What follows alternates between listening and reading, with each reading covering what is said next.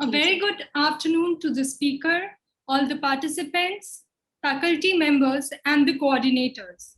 Today is the fifth day of our 10-day workshop on professional and business skills for social science and humanities. With the blessings of our Vice Chancellor, Professor Dr. Balvinder Shukla Ma'am, Amity University, Noida, and Director Ma'am, Professor Dr. Nirupama Prakash of Amity Institute of Social Sciences, this workshop is organized from 21st to 30th June.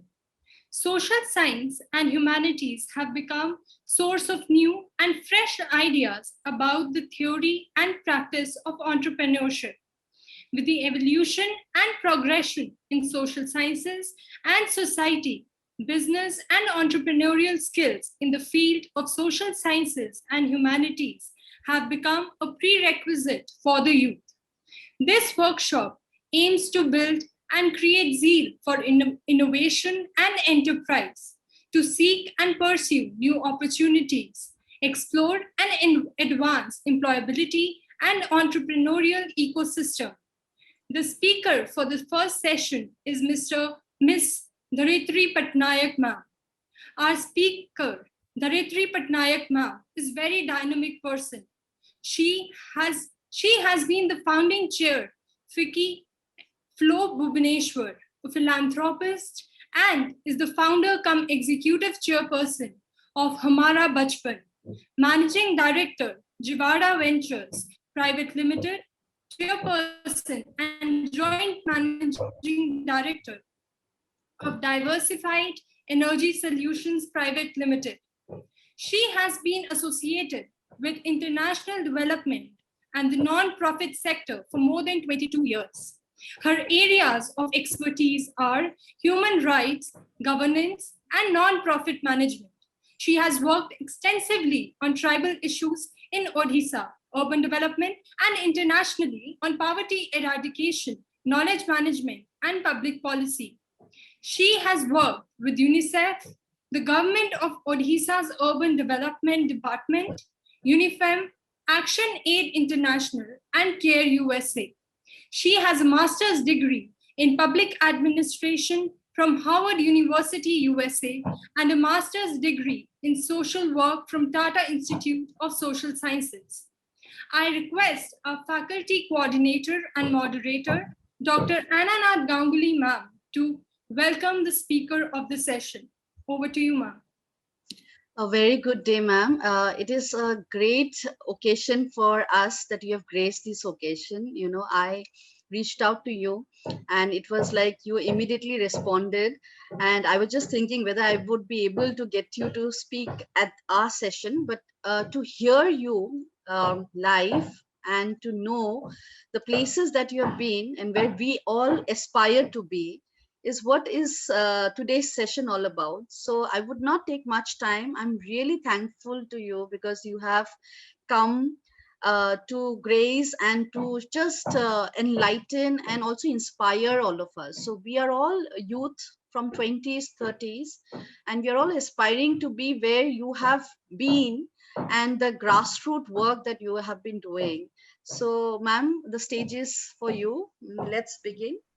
Thank you so much, ma'am. Thank you very much, Dr. Ganguly.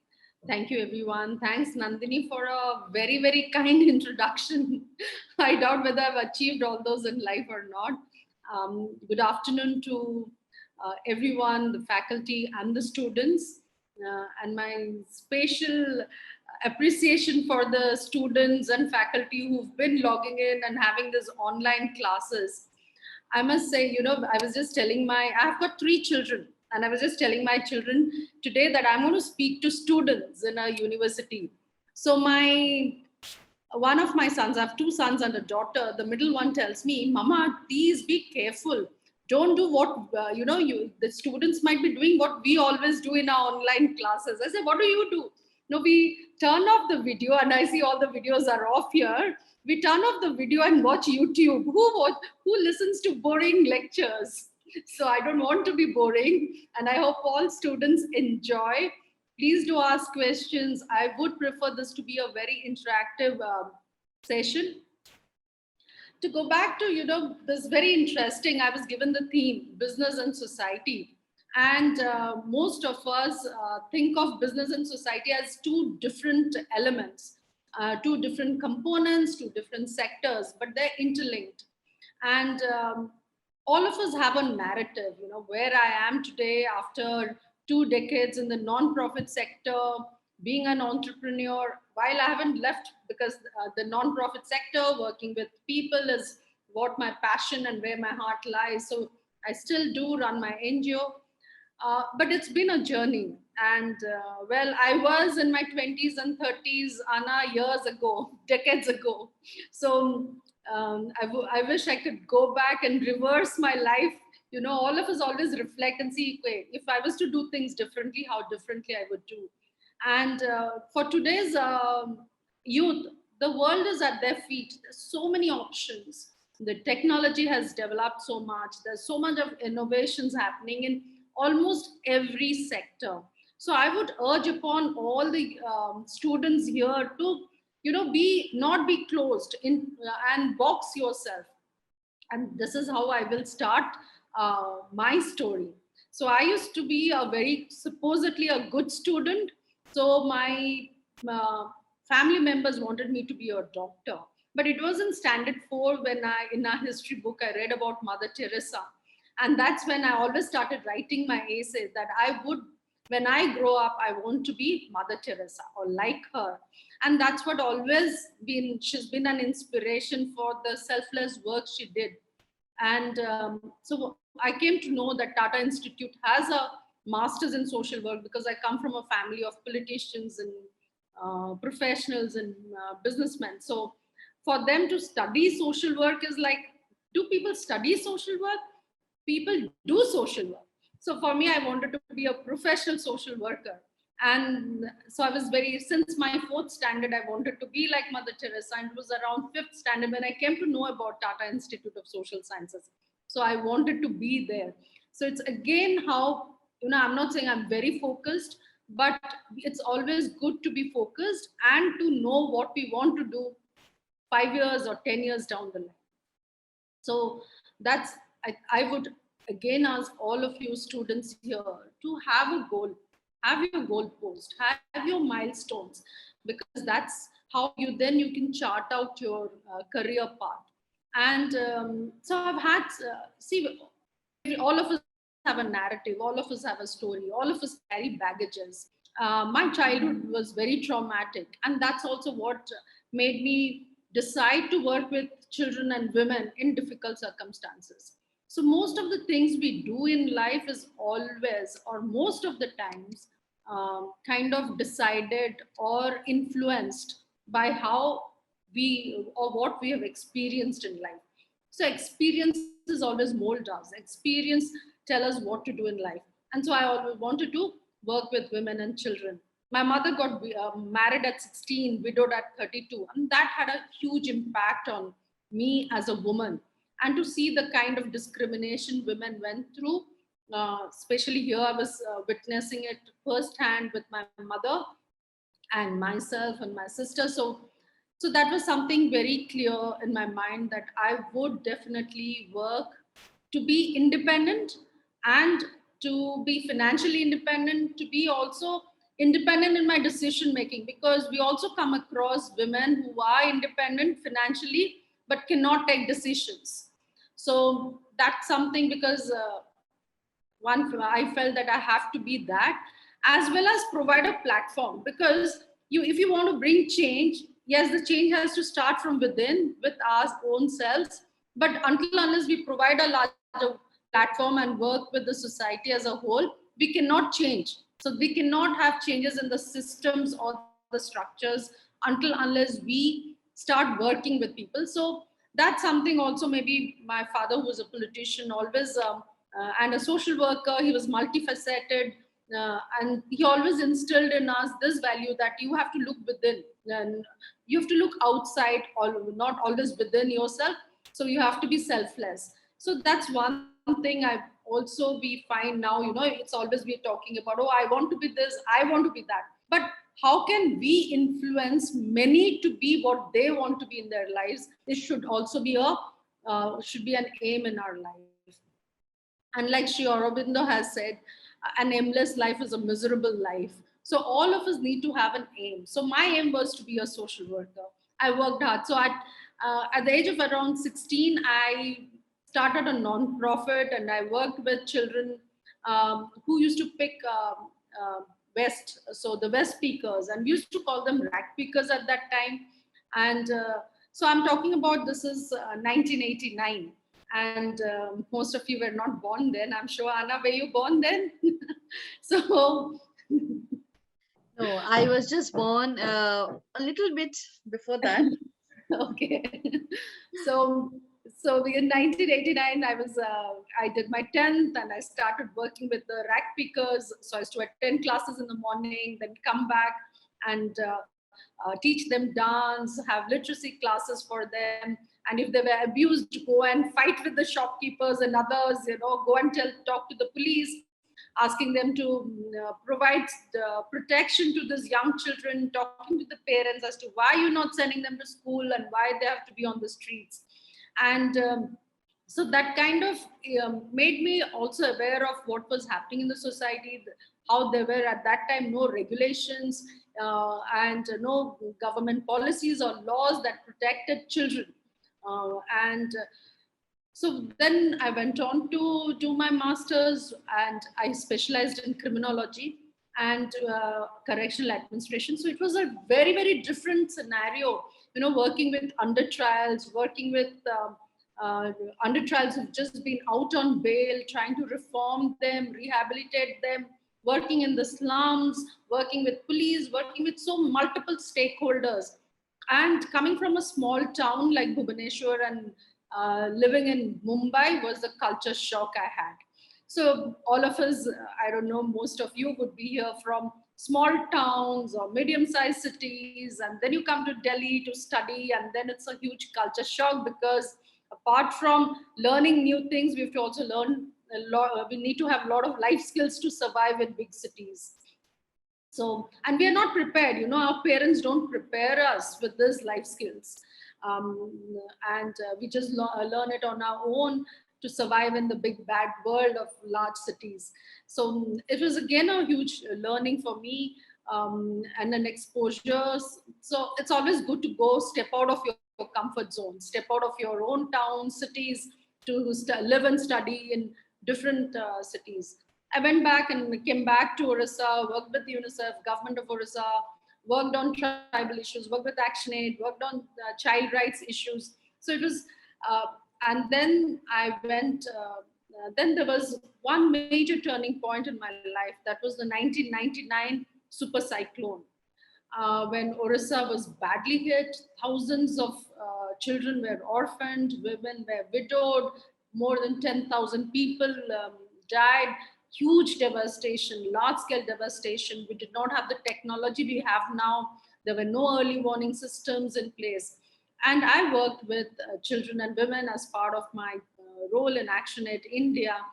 And that taught me so many things. One was, it taught me that we really need to have proper policies in place. Until unless we do not have proper policies in place, it's very difficult to implement programs. And to implement programs, we need to have accountability. So we did a lot of social audits, and during disasters, the kind of frameworks that need to be in place. And it was then, when a lot of SPEAR standard, I don't know how many, if we are all students of social sciences, you would know about disaster management, the SPEAR standards, and all that. Now we have the frameworks in place, we have the SOPs in place, we have the guidelines, protocols in place. We didn't have many that time, and so it was again a huge learning point.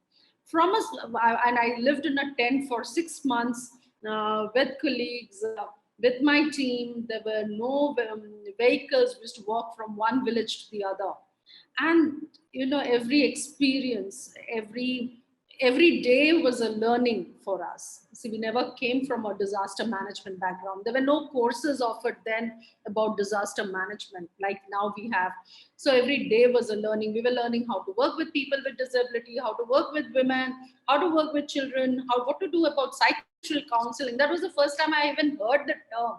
And we worked extensively with NIMHANS to come up with, I think it was India's first psychosocial counseling program, which was again evaluated by WHO. Then, so again, why I'm sharing all this is that, any experience that comes your way, please take it as a learning, good, bad, whatever it is, because when after years, when you reflect on these experiences, you would know how much you've learned and how much it's influenced you or shaped you to become the person you are. And it happens with all of us. So all the experience we have shapes us as to what we want to do in life or how we become in life. And then from this small disaster, stricken village, I went straight to London. Again, a huge difference. And I was there as writing a book on participatory planning processes, which was a very interesting work I did with the tribal women and tribal communities here in Orissa, which was influenced by Dr. Amartya Sen's work on the whole entitlement framework. So that was something very interesting. I had to write a book, and then I was the head of their international knowledge management division, which took me to around 37 countries. So I worked with 37 countries across the globe.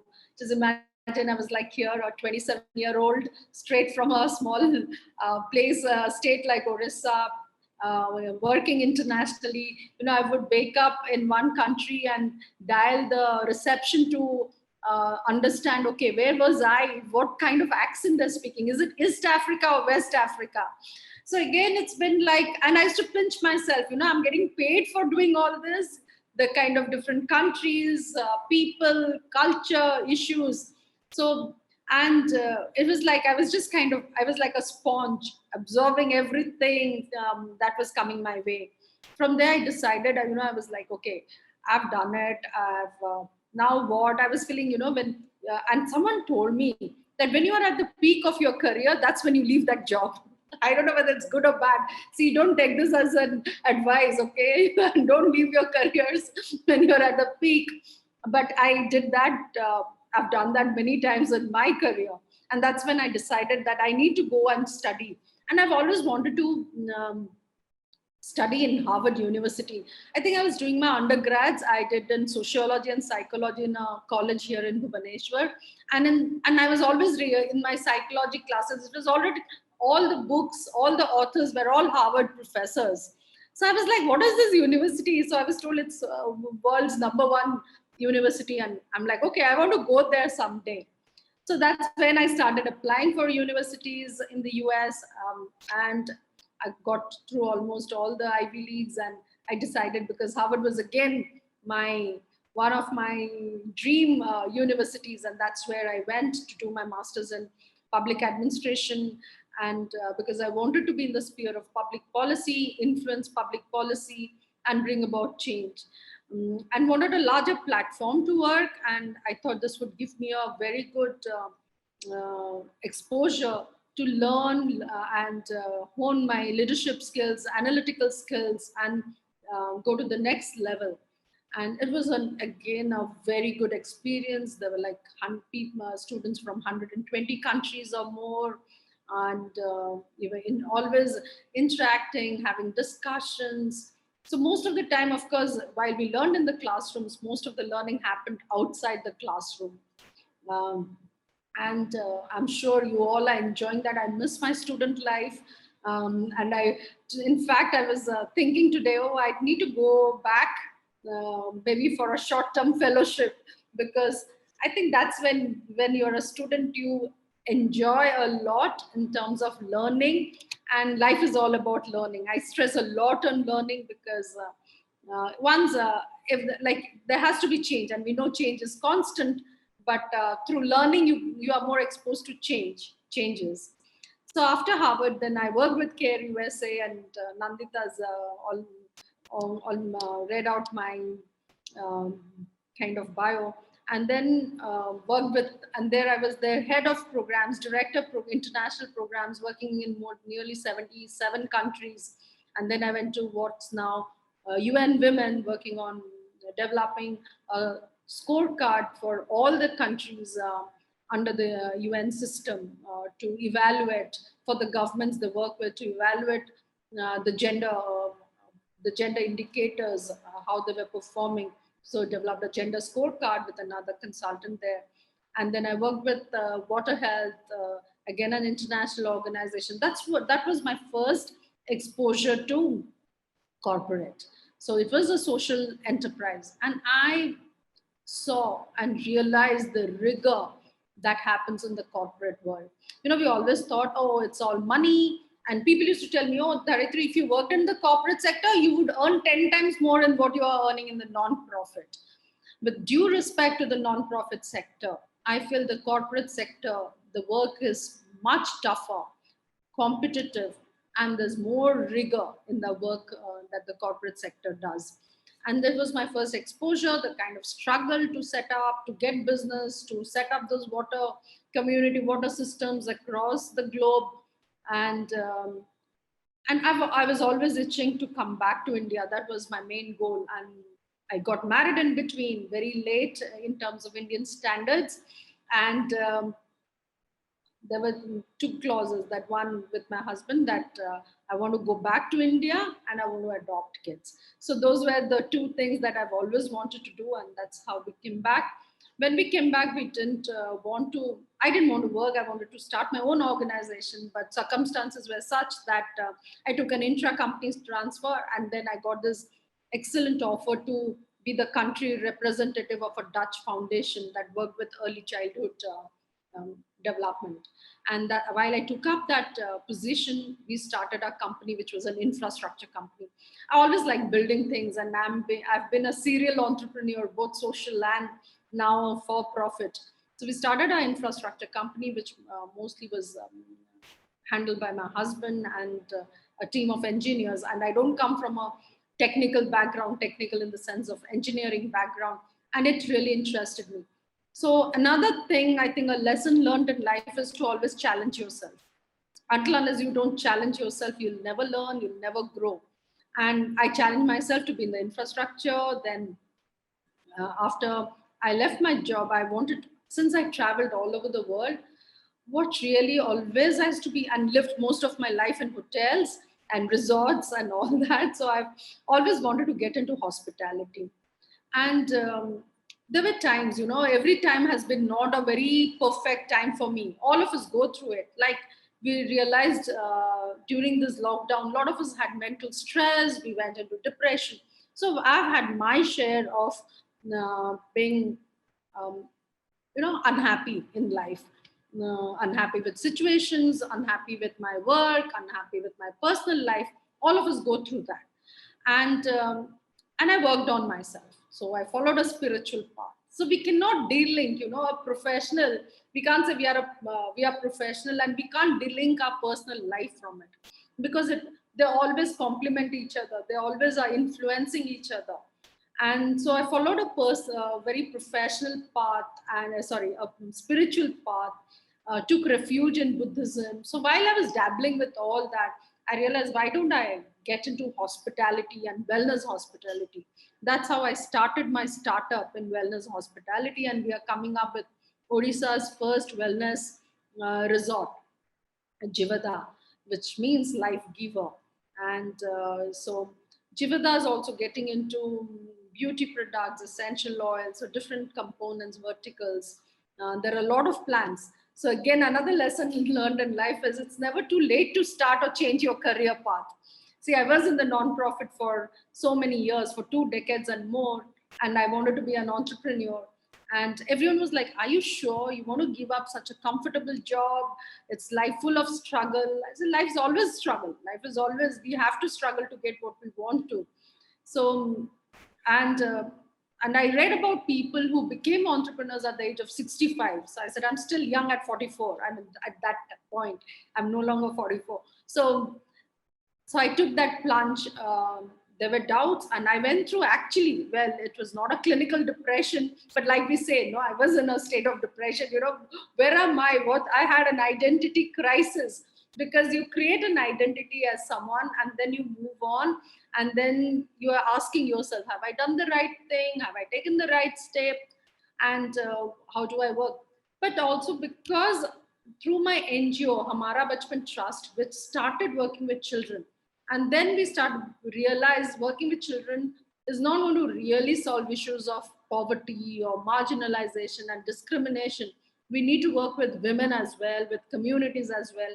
And that's when I launched a program in 2017 called Sambhavi, Women's Empowerment with Enterprise and Employability, where we trained, now we've trained more than 25 30,000 women in life skills and had job related skills, have encouraged them, provided them, linked them with government programs and financial institutions, got them loans, helped them start up their own enterprises, the nano and micro enterprises, helped these women get jobs, get back to the workforce. As you are all aware, India is one of the has one of the lowest rates of female labor force participation in the world.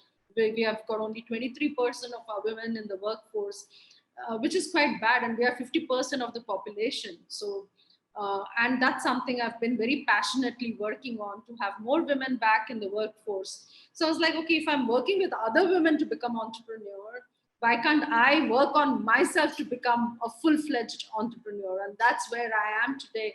And also that led me to last year to be the founding chairperson of Fiki Flo, the Bhubaneswar chapter.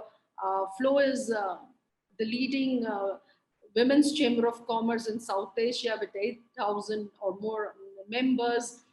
And most of the members are women entrepreneurs, professionals, and also homemakers. And we work and provide, we work not only with our members, we also work with women living in difficult situations, homemakers, to make them get into the next level if they want to become entrepreneurs, and do a lot of skill training and capacity building of our own members as well. So that's where I am. I think I spoke a lot, almost half an hour to you all, and I would like to take questions. We have time till Yes. So yeah. I now coming back to the subject. So this is where I come from, and this is who I am. And like I've always said, you cannot delink your professional with personal. All that we do has influence. So when I wanted to set up my resort, the wellness resort, we were very, very clear that our focus has to be on sustainability. It has to be on inclusiveness. It has to be on diversity. I cannot have profit over people and planet.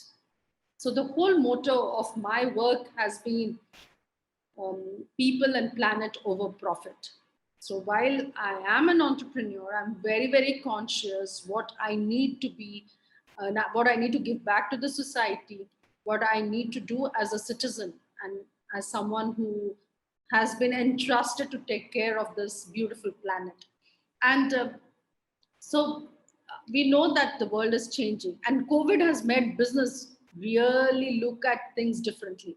It's not about money. It's not about your turnover anymore. It's all about survival. So, and that's something, and the survival is so much linked to our well-being now. How the planet survives, whether we are ecologically and environmentally stable and sustainable, is what is now defining most of the businesses. And also the government has played a major role. And I would say, even like we say, we call ourselves a developing country. We're not yet a developed country, but our policies, we've got excellent policies. It's another matter that we do not implement those policies.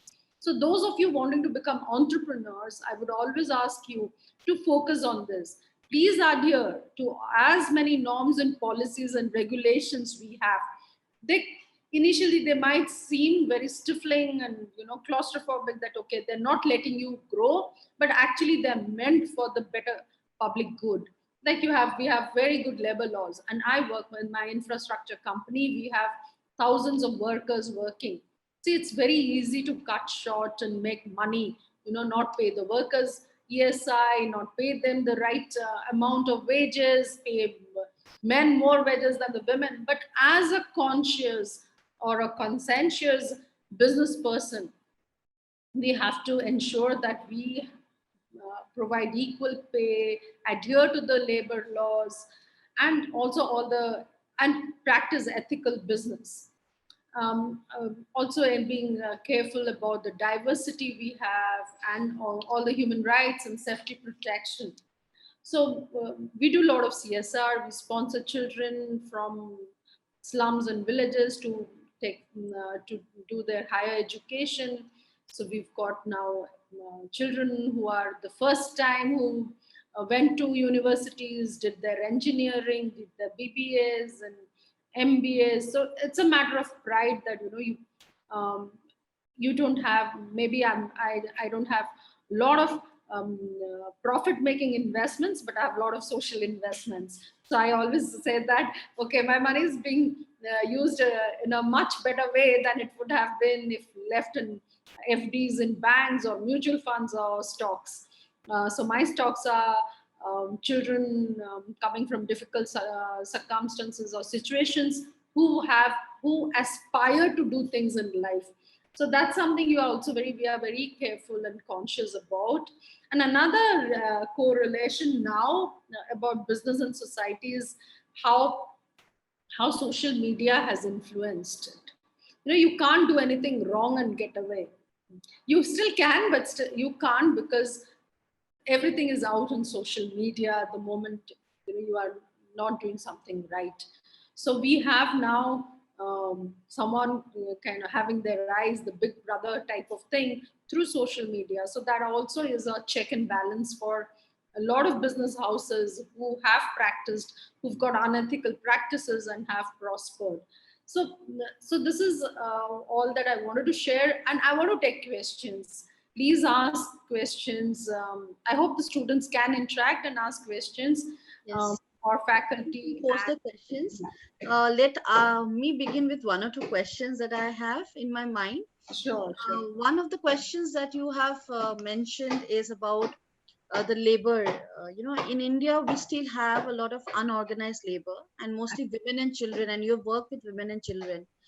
So, like you said, the labor laws are good enough in India, holistically, but yet we see a lot of labor issues related to children and women, and mostly domestic workers, mostly migrant workers. So, how do we understand that? Why is this labor issue continuing in India? Yeah. Very good question. One is, like I mentioned, we have very good policies and laws. See, we have a very good labor law. We have a whole labor department, but there's a lot of corruption again there. And mostly this corruption happens because business houses want to cut short. Like I said, there are rules, like, if they're working in mining areas, they're working wherever you labor, you have to pay a labor cess. So government also needs to be a slightly pro-business. Here, government isn't pro-business. So business houses try to find loopholes in the system and not implement those laws. So one is that I think we need to review those laws. Second is also awareness. If I, as a businesswoman, am aware of these are the laws, and if I provide this and it's going directly to the workers, then the productivity and the efficiency of the workers will increase, right? If you are providing them insurance, if you are providing them with health insurance, with other, like there are also, now we hold labor camps where we make our labor department comes and makes provides awareness camps to the workers, because if you're a construction worker, your children, government sponsors your children's higher education. So it's also again how much aware we are of the existing policies. There's always a gap in knowledge, and that gap in knowledge leads to non-implementation of the policies. So that's one thing.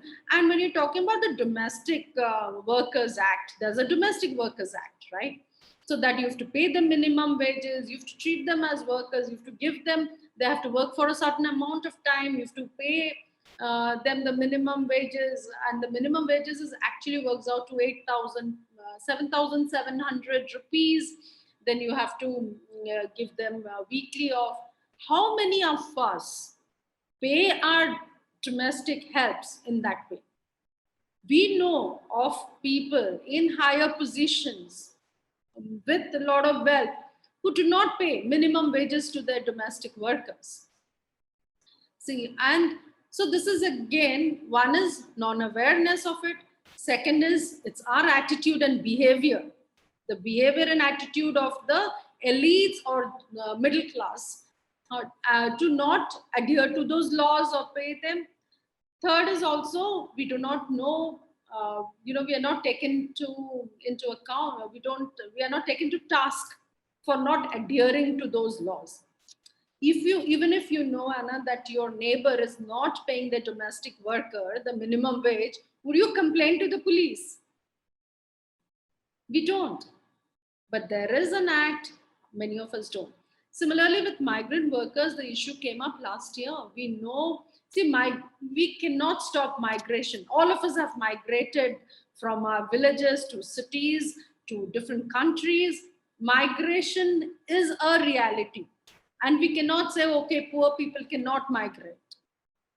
So, and there are states who are very, very, who are more progressive in terms of their state related acts and laws when it comes to migration. I know for sure Telangana developed its rules to like provide schools for migrant workers children. See, there are a lot of, also for migrant workers there are a lot of schemes, but again it's lack of awareness, it's lack of implementation of those schemes. First, the migrant workers themselves are not aware, those who are employing are not aware, and then there's this whole huge gap between the policies and the implementation, as it has happened in our country most of the time. Lofty policies and very bad implementation. Okay, ma'am, I do have other questions in my mind, but I'll take a student's question first. What tactics have been the most useful for marketing the business? Also, how do you deal with losses during lockdown? This is coming from Fanai. She's an undergrad student. Good question. Very good. How do we handle with losses during COVID? It's okay. The one is, see, the kind of sector I am in, our infrastructure business, it was again word of mouth. We didn't have to advertise our work because we are into industrial infrastructure. We don't do real estates. So we build hospitals, universities, factories, logistics hubs, townships, and all that.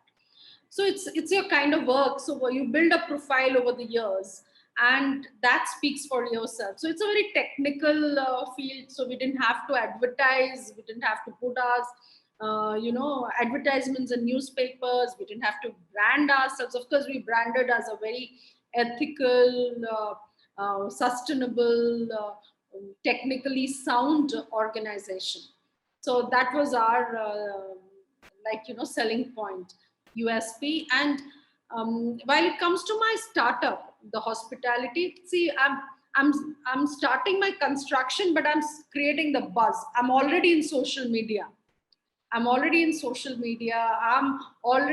sharing what I want to do, my vision, my dream. I'm creating a narrative. And now, if you see at most of the things, most of the business you will see is for be it home products, be it technology or any platforms or consumer goods, they're all having a story to tell. Their origin, how they're doing it, also kind of transparency built into it. A lot of people want to know how it's being done, the quality. So I've already started branding my product, which will come 2.5 years later.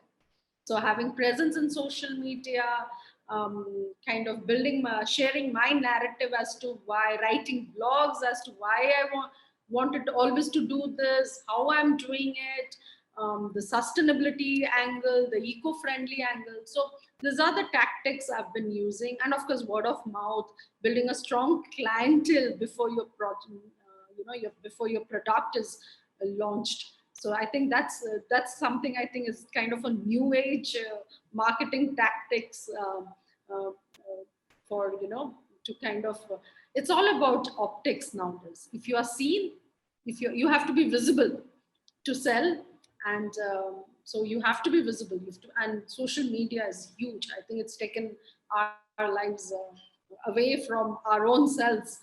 I'm a huge Instagram fan, so my I think I follow your Instagram thing. You feature a lot of young, child and girls and other people who are doing a lot of youth. You feature in your Instagram about the work that they're doing. that's in my Hamara Bachpan work, yes. Yeah. But in my own personal account, it's all my selfies. So I'm very self-obsessed, like most of the youngsters out here. So you can relate to me. So that's how I want to really be young always. We all have to be young always. Um, True. so that's again coming back to the serious question of losses during COVID. See the kind of work we do. We have huge work, cash flow issues because there's non-payment by our clients.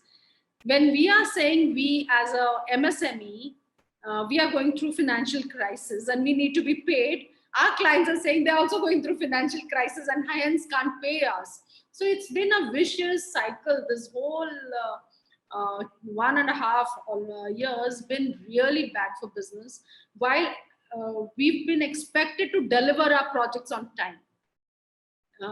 Infrastructure, construction as a sector was not closed down. So we've never had a single day off.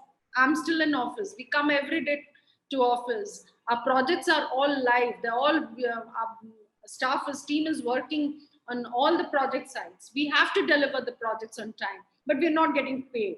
So it's been a huge work cash flow issue, which we have to handle. So restructure our revenue models. Of course, government's credit line facility was of some help. A lot of discussions with the bank. So it again depends on the kind of industry you are in.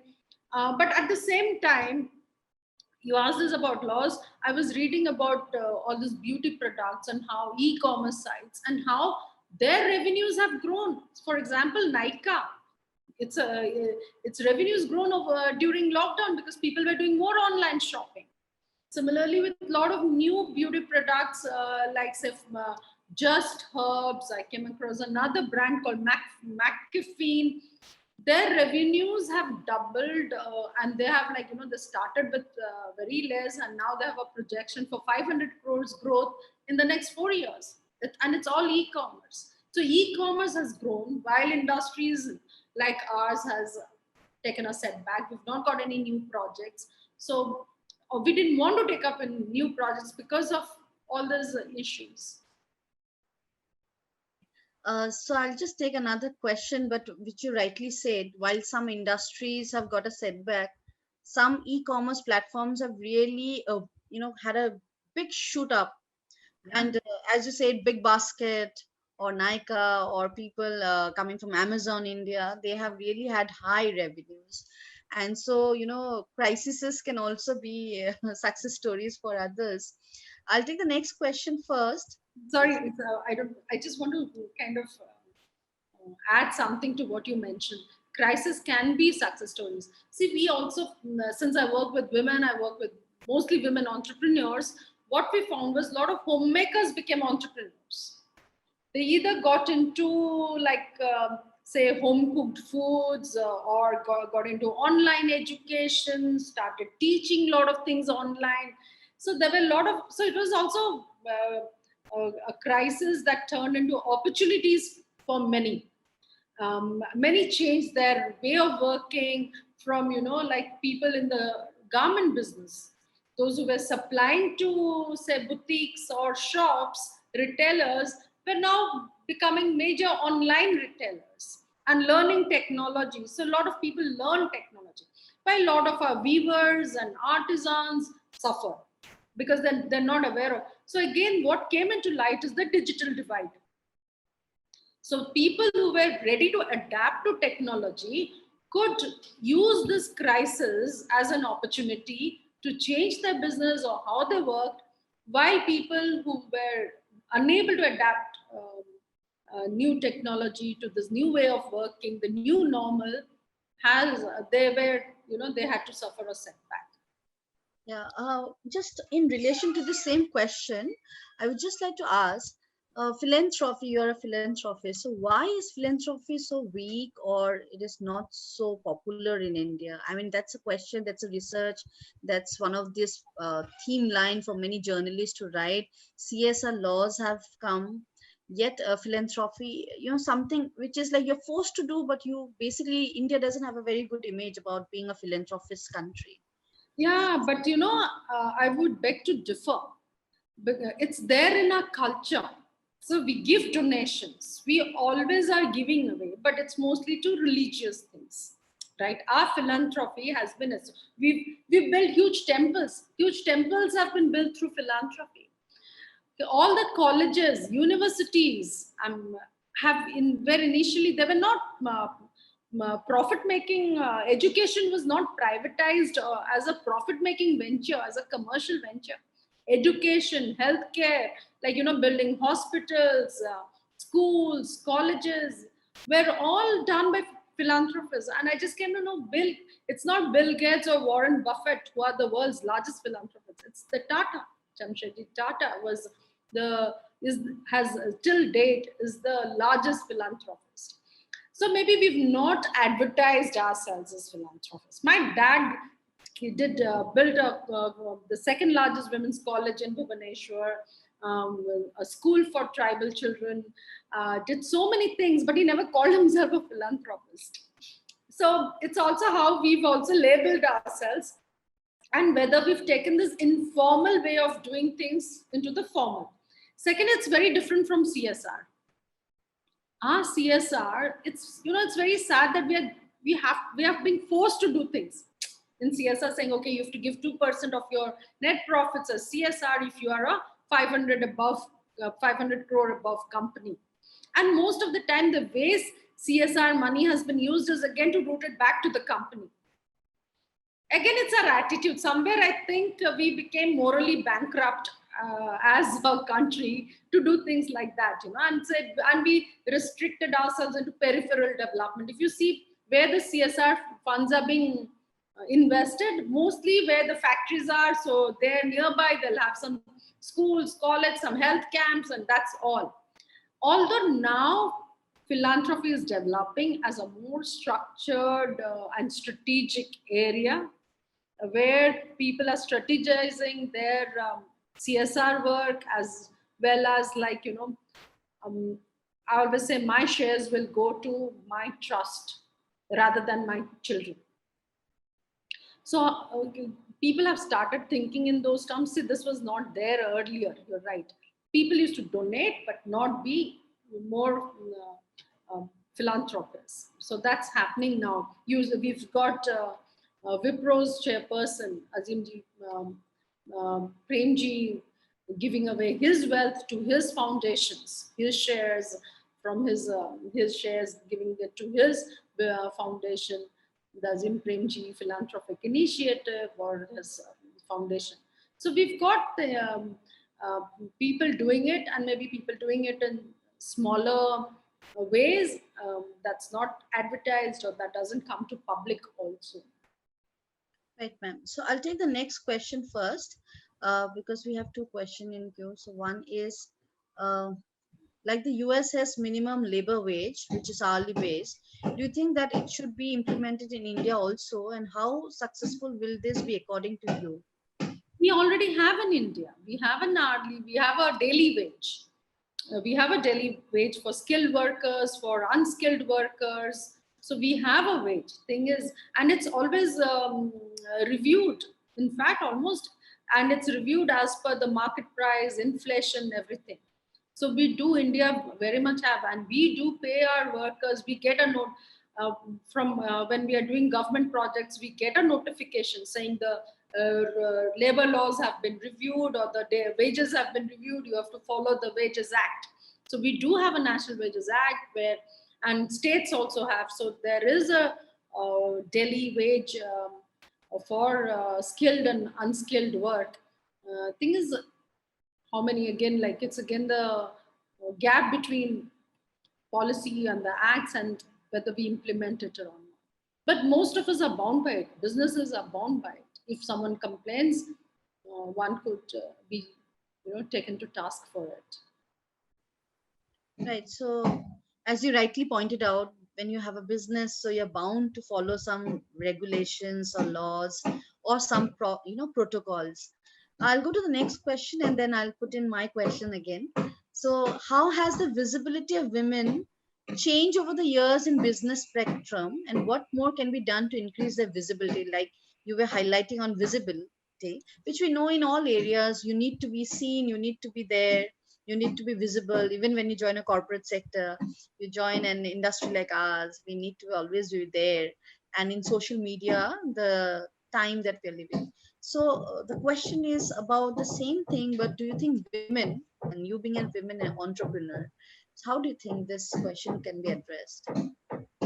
See, there are two things. If you see the number of, I'm forgetting the number of, I think India has some 20 million women entrepreneurs, while there are double, triple, I don't know how many male entrepreneurs in India. I think one of the reason is we all need to have more role models. Like say Kiran Mazumdar-Shaw is a role model for women entrepreneurs. We need to have more and more women uh, role models, so that we have someone to follow, because we know the glass ceiling is still very high. Not only in India, everywhere, all over the world, there are few women leaders. You go and you sit in a boardroom, you hardly see women there. And India's corporate affairs ministry has, when you are registering a company, you need to have one female board member, director. So we made it as compulsory, a minimum one. So that's a good place to start with. But we need to have more, we have to be again very conscious that we need to encourage by one. We need to move into having 50% of our board members, 50-50. We represent 50% of the population. We should have 50% representation, be it in politics, be it in the corporate sector, be it in all the fields. So that's something I think, and women students here should really be very, very careful about this, and kind of take a pledge that we want to be in this. We want to be leaders, be it in business, be it in politics, be it in social sciences, be it in any sector. And I think and male students should provide that enabling environment. But I think it also boils down to having more role models, having a very enabling ecosystem. As a woman entrepreneur, I do face a lot of problems. There are government officials or people in government offices who don't want to discuss with me, or even banks. They would say, "Where's your husband? We want to discuss with your husband. Send your male director. What is your net worth? Give your husband's net worth for any projects to go through." So there are a lot of still, we do not have an ecosystem that kind of gives that impetus to women entrepreneurs. We need to still, we have a long way to go. I think here the government needs to play a very proactive role. We need industry leaders to play a very proactive role in providing that enabling support system.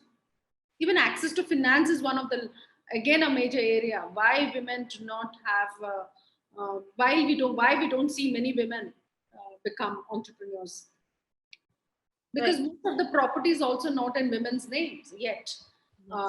So you have to give collaterals to access finance, and to do any business you need finance, and get loans and all that, you have to have collaterals, and for collaterals the property needs to be in your name, and most of the time it's not in a woman's name. So there are so many things like access to finance, mobility is an issue, role models, even education.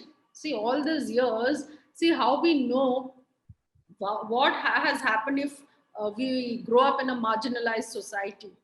If my brother's sent to an engineering college and I'm asked to go to just a local college and do humanities, that means I'm not getting the similar kind of education that the male child in the family gets, or nutrition. That all kind of leads to later on. Even safety, security. Um, Women still face a lot of issues in terms of security and safety, while not only in the workplace as employees, but also as entrepreneurs. Uh, to that, when you mentioned, independent directors and women directors, I remember it was 2013 and this laws were changing, and we used to have a lot of boat training, and there would be out of 20 or 10 there would be one woman, and many companies actually did not have women directors. Also, there's still a shortfall of companies having women directors. Many of them are just filling on as a mandate. I think what you said rightly is that to increase the number from not just one female women directors in board of directors, and also the necessity of having more role models. There are many women who are empowered and strong and very bold and outgoing, but when it comes to being role models, we find only a few names to follow. And I think all the women are more today, more women are going and becoming educated or taking, we have every year when the results are out, we have women exceedingly doing well in commerce, in taxation, in banking sector. But then there's still a huge shortfall in terms of having role models. Yeah. Also, because these women, most of the time, what a lot of evidence shows that women, although they have access to education, they do professional courses, but they do not either enter the workforce or drop out. And mostly this happens after getting married, especially in middle class, where the husbands or the in-laws say, "Why can't we afford you? Why would you want to do a job?" And second is childcare is, we do not have a good, robust childcare support system in the country. So most of the women drop out of the workforce to take care of their children or ailing elderly family members. So how did you come up with an idea of co-founding FLO Orissa? No, that because Flow exists in India since, Yes. yeah, it's been 37 years. So they wanted an Orissa chapter, and that's when they approached me. So there are 18 chapters now. We were the 17th chapter. The newest chapter is just opened in Jammu and Kashmir. So it's not been my idea. Okay, and what since it's FLO women entrepreneurs, so can you just speak on some of the areas that Flow is focusing on, where the women, there are many young women here who actually wants to venture or do something of their own. But what are the areas that they should look for, which are promising areas in terms of doing something innovative? See, that's a very see what Flo is doing. Every year we have a new president, so the president sets her mandate and vision, and we mostly work on. And I'm right this year. I'm in the governing body, and I'm the national head for the initiative on international trade. So I do a lot of business conclaves and dialogues with other countries, women entrepreneurs in other countries, looking at also the policies, what are the barriers to trade. In terms of also we work on rural development, village enterprises, village adoption programs, work on startups and investments, encouraging women to set up their own startups, to also kind of train them where to look for money, and a lot of skill development. And one of the also major areas of work for this year's president of Flow is having more women directors.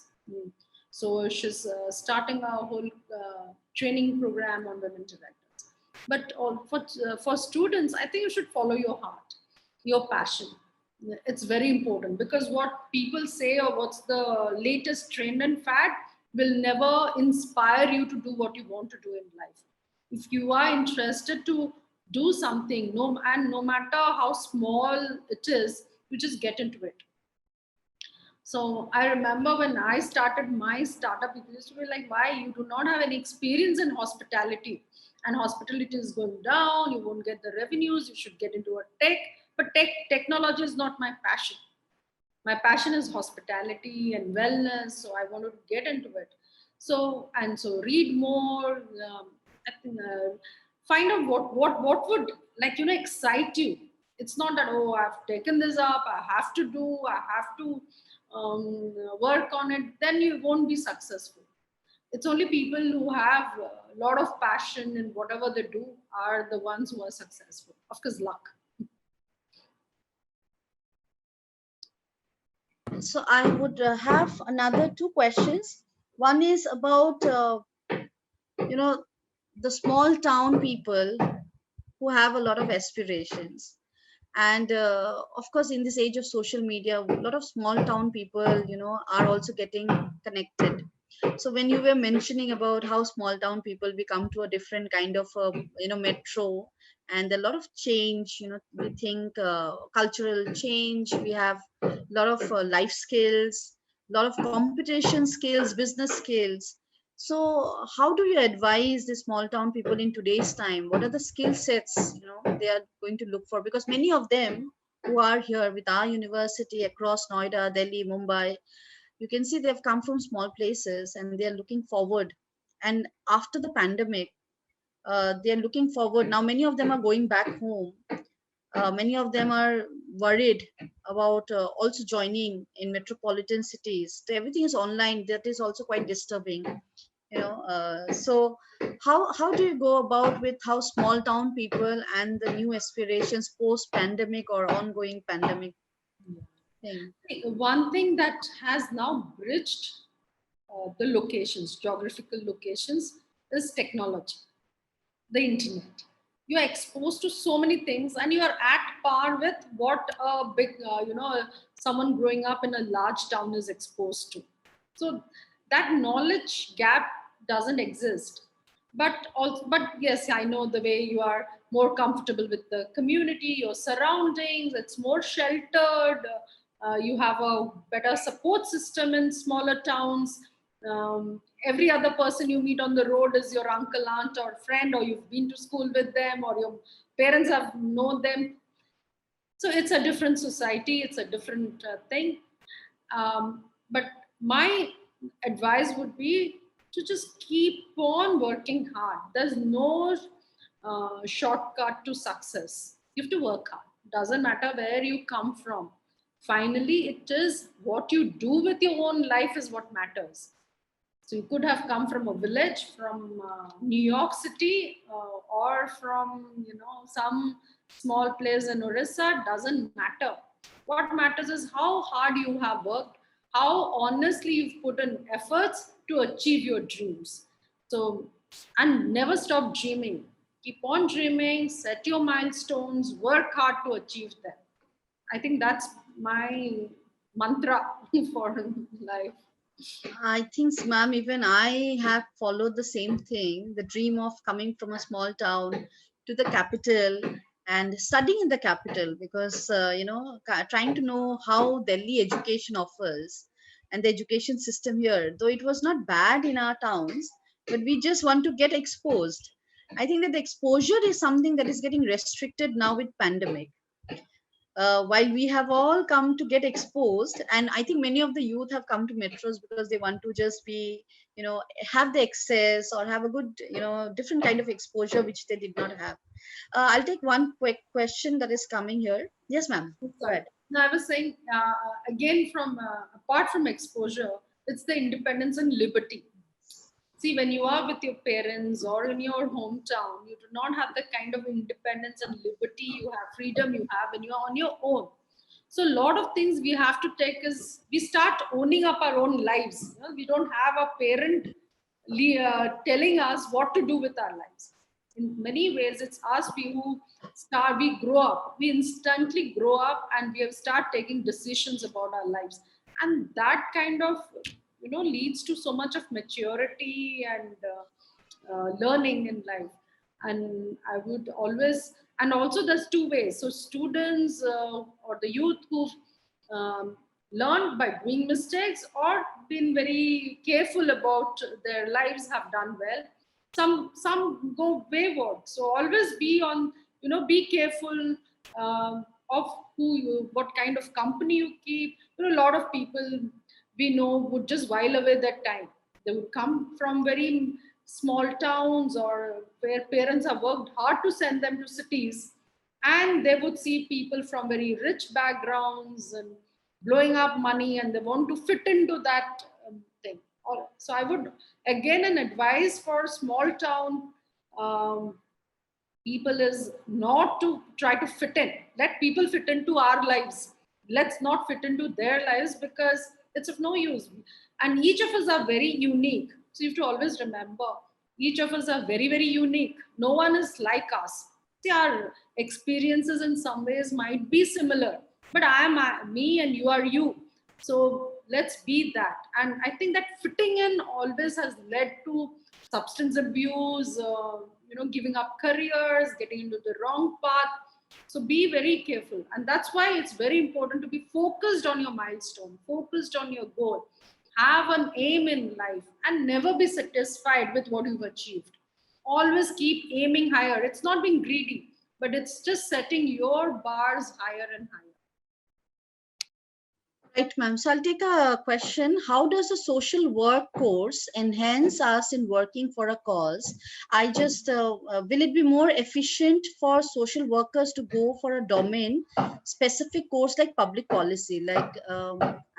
As we know your, background, you've also done for public administration and moved into policy making, an engagement in public policy and with makers. So there are courses in our own, department where we have development studies, we have social work, we have politics, and there we have public policy. So I think this question can be related to that. So how do you think the social work course enhances us in working for a cause?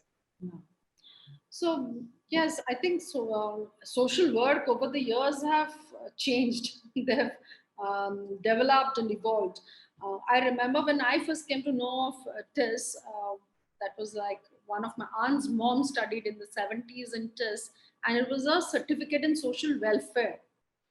And by the time I studied 94, 96, we had 4 branches of social work. You had the foundation course, then we had um, I specialized in criminology and correctional administration. We had family and child welfare, those wanting to work only on child rights issues or family counseling and stuff like that. We had medical and psychiatric social work. We had urban and rural community development. But then gradually now you have public policy, you have public administration, you have, like she mentioned, development studies, so many different courses, and it's all kind of changing with the changing times. So my course in Harvard was public administration and public policy as well. It gives you skills. Each of these courses are now broken down to make you more specialized. um, so it's more like you develop specialized skills. Like I remember in Harvard we were mostly taught, so there were number of courses within those courses. So I took up macroeconomics, I took up public finance, I took up leadership, um, so communications, things I felt was needed. So now we also have an option of choosing. So you are given like a choice. We are spoiled for choice. You have 100 courses and you choose only 12 for your semester or whatever. So it again depends on what we want to specialize in, how skilled we want to become, skilled we want to be in a particular area. For someone who wants to be a public policy person, has to have a very strong foundation in macroeconomics and in microeconomics, and politics and international development. So again, you have to choose your courses within your broad course. You have to choose your courses very, very carefully. Um, what you want to do in future. And yeah, I think in today's world, while you have to be a domain specialist, you also need to be a generalist, because you never know what the situation is in front of you. So none of us worked on, where our public health specialists. Now, all of us have to, no matter whether you are an entrepreneur, you're a social worker, we all have to, in this pandemic era, we all have to don a public health kind of hat to deliver. So just taking this thing from your, as you're saying, the courses. So what difference of experience did you feel from, TIS to Harvard? Like when you, Yeah, I now that's what I realize, and I keep on advising my nieces or whoever come to me asking, okay, they want to do their further education abroad or do their masters in TIS or anywhere. I always say like we should follow how people elsewhere do. After your undergrad, take a break, work, then do your masters. If I had gone to TIS after working for 2 years or 4 years, my understanding of the subjects would have been completely different. Or my learning from what my professors were teaching or my exposure there would have been completely different. So when I went back to school to Harvard after 7 years of working, 7 years, years in tribal, working with tribal communities, working on policy issues in India, working on with children and women in disaster situations, in urban development, internationally working on policy issues, on knowledge management, and then going to Harvard was a complete different experience. Your understanding, your analysis, what you absorb, what you gather, and how you process what you are learning is completely different. So take a break, work, because there's nothing you see. I don't want to um, sound that okay, these degrees are of no use. Degrees are, of course, your passport. But what you learn while you are working is not, there's no comparison. So work and then you hone your skills uh, by going back to universities. So I think students after undergrad should take a break and then do their masters. right? So, ma'am, one last question I'll take is that, as you said, students should take a break. Uh, for that same reason, like the Ivy League, quite a, aspirational thing for many people. But only few Indians who are quite good in academics and others do go into Ivy League. You are one of them. So, how does one train? What kind of discipline or what kind of what do you read? How do you approach it? And what kind of grooming do you make? Onto yourself so that you can reach to that level. See, like from in my case, I always wanted to go, but didn't work hard. So to get admission initially, and so after years of program, when people were suggesting that, and I was trying to explore um, how to go about it. So I took 1.5 years to kind of build my profile in such a way that I would be, I could be more competitive with thousands of people applying from all over the world and India as well. Second was, see, during our time, I went to Harvard in 2004. We had to write 5 essays, and the essays had to be like superlative. They had to be very, very good. So, so you have to be, and also it shouldn't seem fake. It should be genuine what you want to do, because mostly they were trying to see whether you have leadership qualities, whether you would make a future leader, and what's your vision in life. So I think it is also how the emphasis you put to your work and how you groom yourself. So that kind of helped me, and I think I was so determined to get into Harvard. So while I was getting full scholarships from New York Stern and from Washington, George Mason, Washington, I was in tears. Every day I would check my emails, I think every minute, to see whether I got an offer letter from Kennedy School or not. So I think also having that ambition and determination helps you.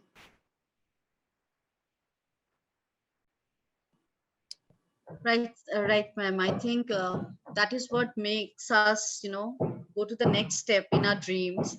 So I think what you have fulfilled all your dreams, is that, have you fulfilled all your dreams right now, or is there No, anything more? not yet, not yet. So many dreams. So many. Yes.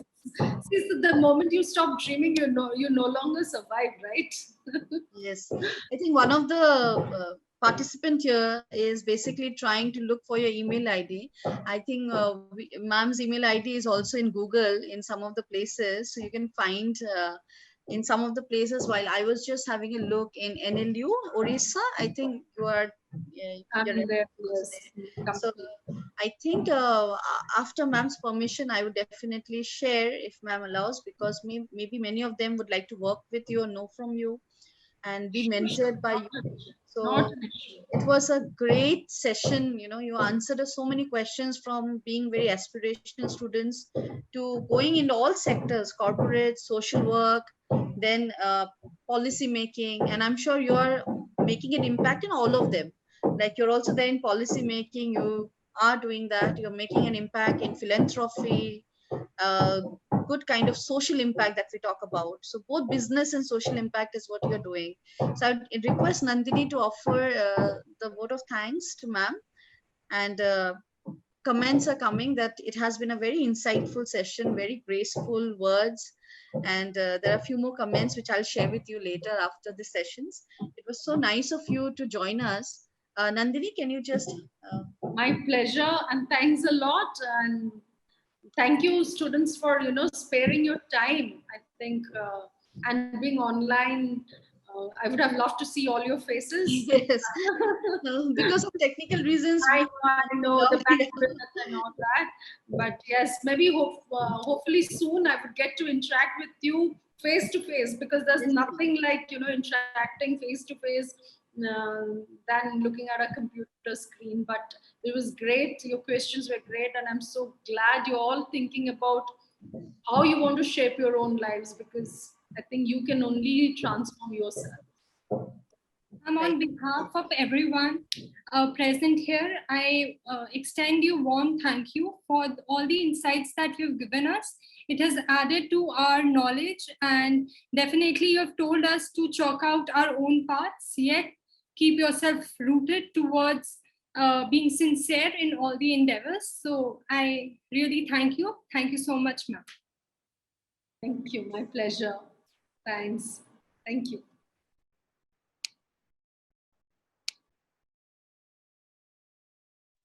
Ma'am, you're muted. Anna, ma'am, you're muted. Okay, sorry. So I think ma'am has left, so we would go and wait for our second speaker for the day. I would just confirm whether sir has joined or not. Just a second.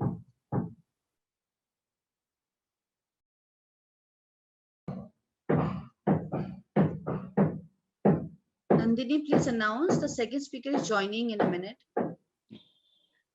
Participants, kindly please wait. The second speaker for the day, Mr. Rajneesh Singh, is going to join us shortly.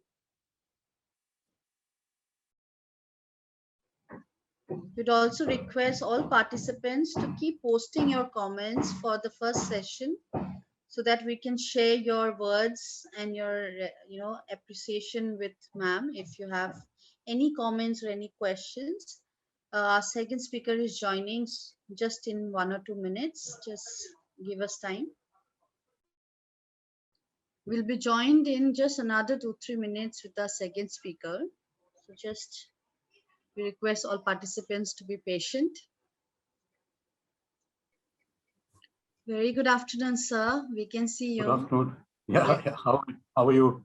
I'm fine, sir. So we are eagerly waiting for your session. So Nandini, our co-host and compare, will just Sure. introduce you once again. Nandini, go ahead, please. Good afternoon, everyone. The speaker of the session, Mr. Rajneesh Singh, is here. Sir is the managing partner of Simply HR Solutions, LLP, has rich experience of over 3 decades in HR and IR, spanning across consulting, manufacturing, FMCG, telecom, hospitality, and media. In January 2011, he co-founded Simply HR Solutions, which today is an end-to-end HR firm catering to startups, SMEs, and large organizations. Previously Vice President at the Delhi and NCR chapter of National HRD Network India, Network 18 as the Group Head HR. He is also a mentor at the School of Inspired Leadership, Gurgaon, India. Sir is active contributor towards entrepreneurship development at the school level, initiated by Delhi government. He is involved with the School for Autism Children, Parivartan School in Delhi, and is one of the early supporters of Nai Disha Gurugram.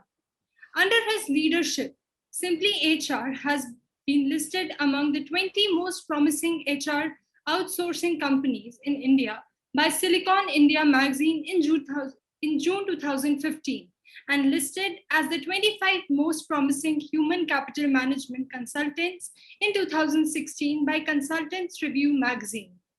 I request our faculty coordinator and moderator, Dr. Ananath Ganguly ma'am, to welcome the speaker of the session. A very warm welcome, sir, once again. And we have already been very much mesmerized with the inaugural speech. Quite an enlightening and, quite a real time experience, or you can say what sir will give us is basically the practical experiences and knowledge from what we all are doing from our life, from the young days to mature professionals. And I think the reason I wanted sir to also be at this session of Indian business environment and society is for all of us, because we are all going to move, and some of us are, but many of the students here are going to move into the professional world. And somewhere in our study days we get disconnected. We know through the media, but we experience it in real life when we get into the system. And there's so many things in the system, and I think sir is the one who is the best, who has an experience of over 3 decades. And sir must be meeting a lot of people across different walks of life, and therefore sir would enlighten us on how to approach business and society together. Thank you so much, sir, for being here. I'll hand over the session to you, sir. Thank you. Thank you, Dr. Ganguly. Like always, very warm welcome for me again. Within a week, I'm back again. So thanks to all of you for having me again. Nandini, thank you very much for the introduction. I know whenever you hear all that, at times you go in a bit of a dizzy that, oh my God, so much has happened, and yet so much needs to be done. So one of the messages to everybody on this call is that age is just a number, and let that be your mantra in life. Never ever say that you've gone old and that it's all over. So I think on that note, I'll kick off today's session. Again, like last time, I have a deck about with 5-6 slides. And again, pretty interesting topic. Last time I talked about knowledge, skill, and attitude, what you should be really looking at once you're getting onto the corporate side of things. Today, I draw a broader picture for you of how the Indian business environment is looking right now. How will it probably shape up over the next few years, in all likelihood. And number two is also take a hard look at our society, the place or the country that we live in. I think that is something that I would like to highlight. Again, both very, very clearly based on experience. And like Dr. Ganguly was saying, after having met so many people during these 3 decades, not only at work, but in personal life also, not only having met, having observed so many people do some incredible work, studied some organizations which are doing some remarkable work around organization development and growth. So I'll just again get into sharing my screen, and then I'll take you through. And then towards the end, we will again have time for some Q&A like last time.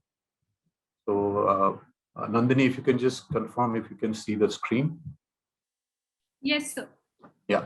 Okay. Thank you. Thank you. Yes, sir. It's visible. Thank you. So that's the topic for the afternoon today. And again, thank you all of you for taking out time to be part of this session. I'm going to ensure, like I said at the beginning in my last session, also make it as engaging as possible. I hope you really go back thinking out of this session, because that is something that as facilitators, we need to do, that we trigger certain thoughts within you, make you think, and End of the day, you guys are the future for this nation. And that's why such triggers are very, very important for all of you. So this is specially curated for this session, this deck. I just sat down last night, put my thoughts together and just came up with these slides. And we will quickly look into what is actually happening in the business environment, especially in the Indian context. These are some of the 8 blocks that I thought I would talk about the business environment that you should be aware. So there are some interesting things. There are certain things which are at times troublesome and it makes us think. But I think one of the very important, the very first point I want to leave all of you with is that Indian market, Indian population, the demographic of this nation, we are thankfully in a country which has a huge appetite for businesses. So businesses do start, businesses do end here. I had mentioned about entrepreneurship last time, where I talked about say 95% of the startups actually failing, but then the appetite never gets over. And that's the beauty of this nation, that we have so much to offer. And that's the advantage of being a developing economy, that you are still, the ceiling is still up there. And there is that much of opportunities that all of us have to really do a lot. So the opportunities outside, whether it is in terms of finding a job or starting a business, because those are the 2 threads I'll keep moving together like I did the last time. So please understand that thank your stars that you're born in a country like this, which has so much to offer on the business side. So that's why we have as much as opportunities that keep coming up. We can keep debating on the employment thing. I've kept that for the society slide. I'll come to that separately. But for now, I think we should be feeling thankful that we are in a place like this where there is a lot of opportunities out there. So that is the first block on the business environment, that plenty of appetite to take in new ideas, new businesses, new startups, anything that can come there. You could be starting a very, very small digital venture. There is appetite for that. You could be joining an e-commerce company. The appetite is only growing. So you could be joining, for instance, the renewable energy side. Appetite is almost there. Infrastructure, you're getting in, lot of scope. So plenty of appetite. Number 2, very clear message from the business environment is survival of the fittest, which is very clear. Again, as a country, purely because yes, this contradicts in a way the appetite part of it. That there are fewer opportunities, and that's why there are a lot of people running for it. And which means that if you don't really do well, if you don't excel, and the excellence has to be a sustainable excellence. If that doesn't happen, then definitely you will fall off the road. And so then, yes, it becomes difficult. So on the job front or on the business, running your own business front, it is definitely, the mantra is very clear. You've got to be fit to be there for the long haul. People do take up jobs. They encounter burnout very soon. They figure out in 6 months' time, I'm in the wrong job and what am I doing here? But I think the key is, am I one of those guys who can give whatever I can and play a long innings? That becomes important. And which is what is important on the running a business side of it also. Am I here to run a business just for 2-3 years? Or am I here to really build an institution, build an organization which stays for many, many years, actually generates a lot of employment, and just continues to grow as much as possible. So that's the second piece on the business environment. We are, as Indians, you would have seen from childhood, there is cutthroat competition. From school, the school system, the whole result part of it, people being ranked, I think those are the messages that we get very early in life, that if you got to survive, you got to be really on top of your game. And that stays the course through the life. And so to survive in the Indian business environment, you've got to stay competitive. I wouldn't say you become aggressive, but I think it is important that you just be mindful that there are many other takers of that one job, or there is a lot of competition that can come into your business that you would have started.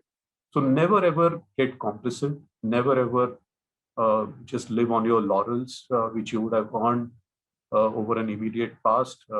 Very, very critical is that what are the learning from those success stories that you've got, and then to continuously, build on that. So that's very, very critical. The third important thing on Indian business environment is also to understand that we are a very regulated environment, and that is again true of every nation. It's not that nobody else is regulated. If you look at China, it is probably the most regulated because it's like a one-party system. Everything is very top-down. Businesses typically depend on the government, and everything is run by the government. So the regulatory norms in a place like China is of 2 notches above of what we have. We have been seeing a lot of changes happening on the regulatory side, on compliances, which I touched upon last time also. But there is still a long way to go. And we have had very ancient laws in many areas, which at times many employers struggle with. Because at times many laws are seen to be very, very pro-employees. And that's why the employers then struggle with it. That's why there have been series of representations to the government to really bring about changes. And like all of you would know, in a democracy, moment you bring about a change, there are people who would definitely question. And that's why it becomes very, very critical for any government to take everybody along. If I'm going to bring about any change in employment laws, for instance, in the country, have I really taken the trade unions on my side or not? Because those are the people who are representing the masses, and they will definitely question as to what is being drafted, what is being proposed. And so that becomes very critical. But at the same time, it is important to understand that wherever you join, whatever job you join, please understand the regulatory bit will be there. You just got to learn about it as much as possible. I'm sure you're being taught also about it. It's important that you get into this environment all equipped with whatever knowledge you need to have about the regulatory norms, so that you are better equipped to really perform your job or run your business. The fourth thing that you're seeing all around in the Indian business environment lately is the series of disinvestments which are happening. Again, a lot of debate happening around it, a lot of protests happening around it. And so definitely it's one area that is being questioned by some people. At the same time, I'm sure the government has its own reasons of why they're doing what they're doing. But yes, we see, especially on the public sectors, we are seeing a serious amount of disinvestment happening, which could mean that the focus is very clearly shifting of government moving out of such public sectors, which are actually huge job generators. So there is that fear that will this investment lead to fewer jobs? Will this lead to job losses? How does this impact the entire environment is something that one is closely actually watching. And probably a lot of things will unfold, is already unfolding, I would say, and lots will unfold in the coming times as well.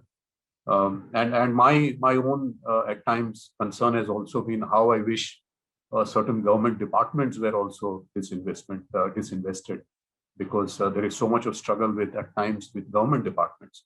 So why not look at disinvesting government departments and make them smarter? So this debate will continue as to how much of government should be running the businesses, where all they should be, and how much they should be actually exiting is always up for a debate. The fifth point, very, very clearly, more focus is on private sector. And this will happen more and more as we move forward. Definitely the government again wants that there is more play of the private sector, and hence you see a lot of players coming into picking up stakes or buying off the disinvested companies that are coming in, if they still offer opportunities. If they don't have any other opportunity or potential, then naturally they die down. But if they have opportunity, if they have potential, I think private sectors are going to step in. And you're seeing some of the big players coming into some areas which probably we would have never thought of, that private sector will come into play into those areas. But it is happening. Some of you would have probably heard about the story of Reliance yesterday, how they are getting into energy in a big way. So these are some interesting moves that are happening, and we will see more action.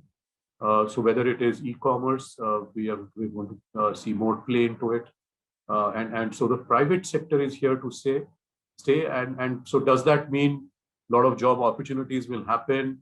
Is up for again debate, but we definitely expect that this is one sector that should be boosting up the economy, and that's the hope that we all live on. And of course, time will tell whether those were wise decisions, and I'm sure some of you could be seeing the results of what is happening right now. And like I said at the beginning, when I was talking about whether regulatory or disinvestment, these are hugely debatable topics. And I'm sure some of you on the call also have your own views. Me as a responsible citizen, I also have my own views on these. My father worked in a public sector all life. I never worked in a public sector all my life.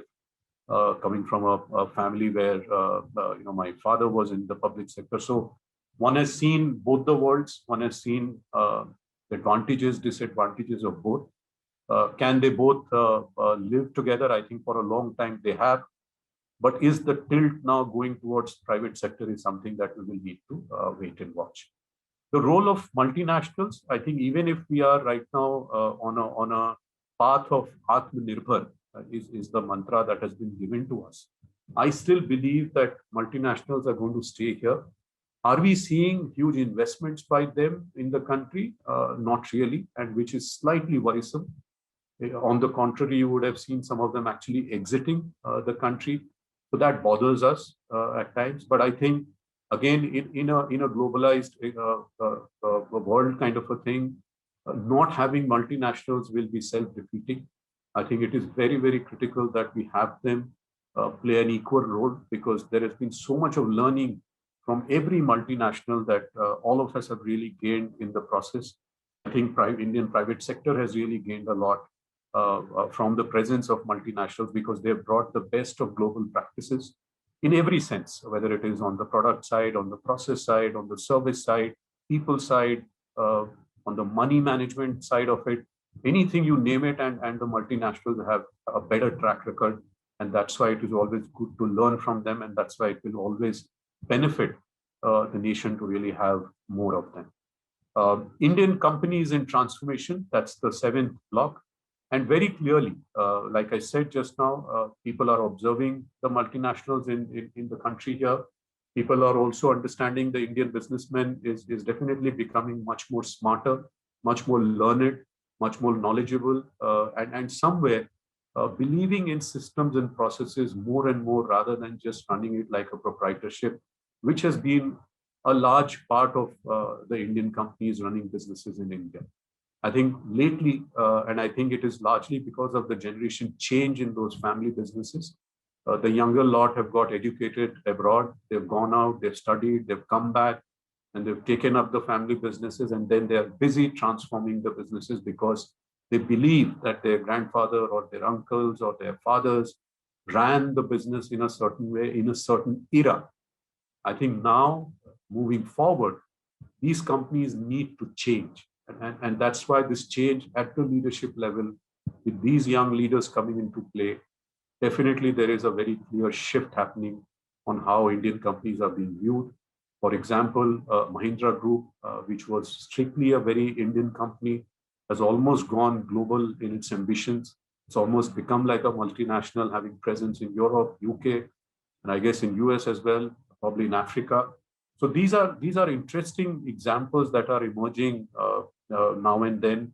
Aditya Birla Group, for instance, huge again, expansion into foreign markets. You take the name of Adani's, for instance, again into various markets abroad. So every player, like some of you could be a fan of, say, the Bullet motorcycles, Royal Enfield, which was a strictly Indian market bike, that has gone so international, and the Bullet motorcycle is so much sought after in the international market. So I think these Indian companies have definitely understood the advantages of running their companies in a systematic manner, in a process-driven way, with the right people practices. And I think those are the changes that, again, the business environment in India is witnessing. And I believe so much is to still come in there. And that's why at times, even if you don't land up a job in a MNC, if you're able to join an Indian company, which is very progressive, you will probably not miss working in a MNC, because those Indian companies are also at par with the multinationals. The last, of course, is the continued focus on entrepreneurship in the country. And I think the business environment will get driven a lot through this focus. The government will continue to promote this. And like you also heard about my involvement in the Delhi government's initiative on teaching entrepreneurship at school level. If we are able to bring this kind of a topic at the school level, I think that's a brilliant move to really create young entrepreneurs at a very, very early age. You already, I'm sure, read a lot of inspiring stories of young people in their teens, early 20s, having come up with some brilliant ideas and got funding and have really built up businesses. So there is, again, stitching it with the first block, there is a lot of appetite for entrepreneurship in this country.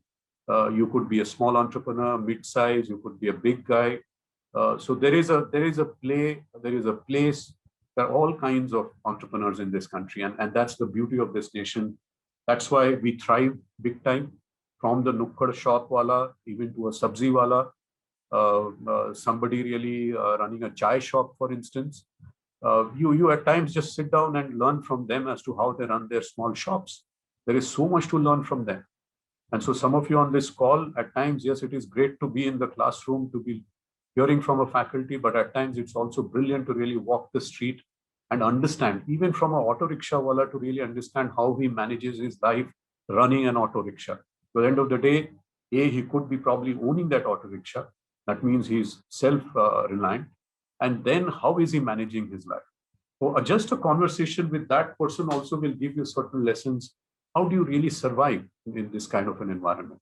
So broadly, these are the 8 blocks that I thought I'll leave you with.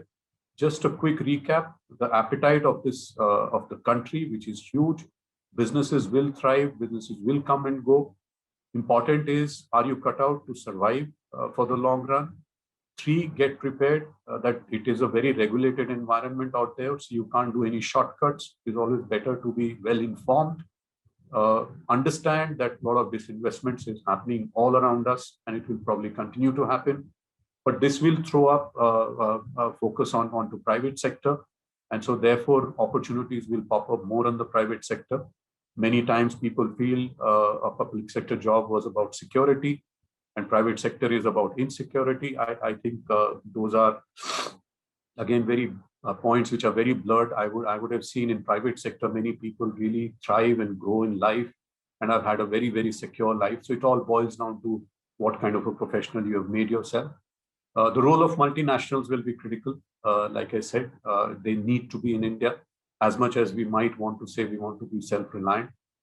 Indian companies in transformation, I think very clearly a lot of changes happening on that front, and that's why it is very interesting time to see this change happening. And of course, the focus on entrepreneurship, which already has started at the school level in a state like Delhi, may it grow. May this idea really cut across all states, irrespective of all governments, and may this topic really get taught very, very early. And I'm sure at the university level, I remember when I had gone, probably the first and the last time, to Amity University in Noida was when I was taken through, and I was then working at Network 18. I was taken through the incubation lab at the university.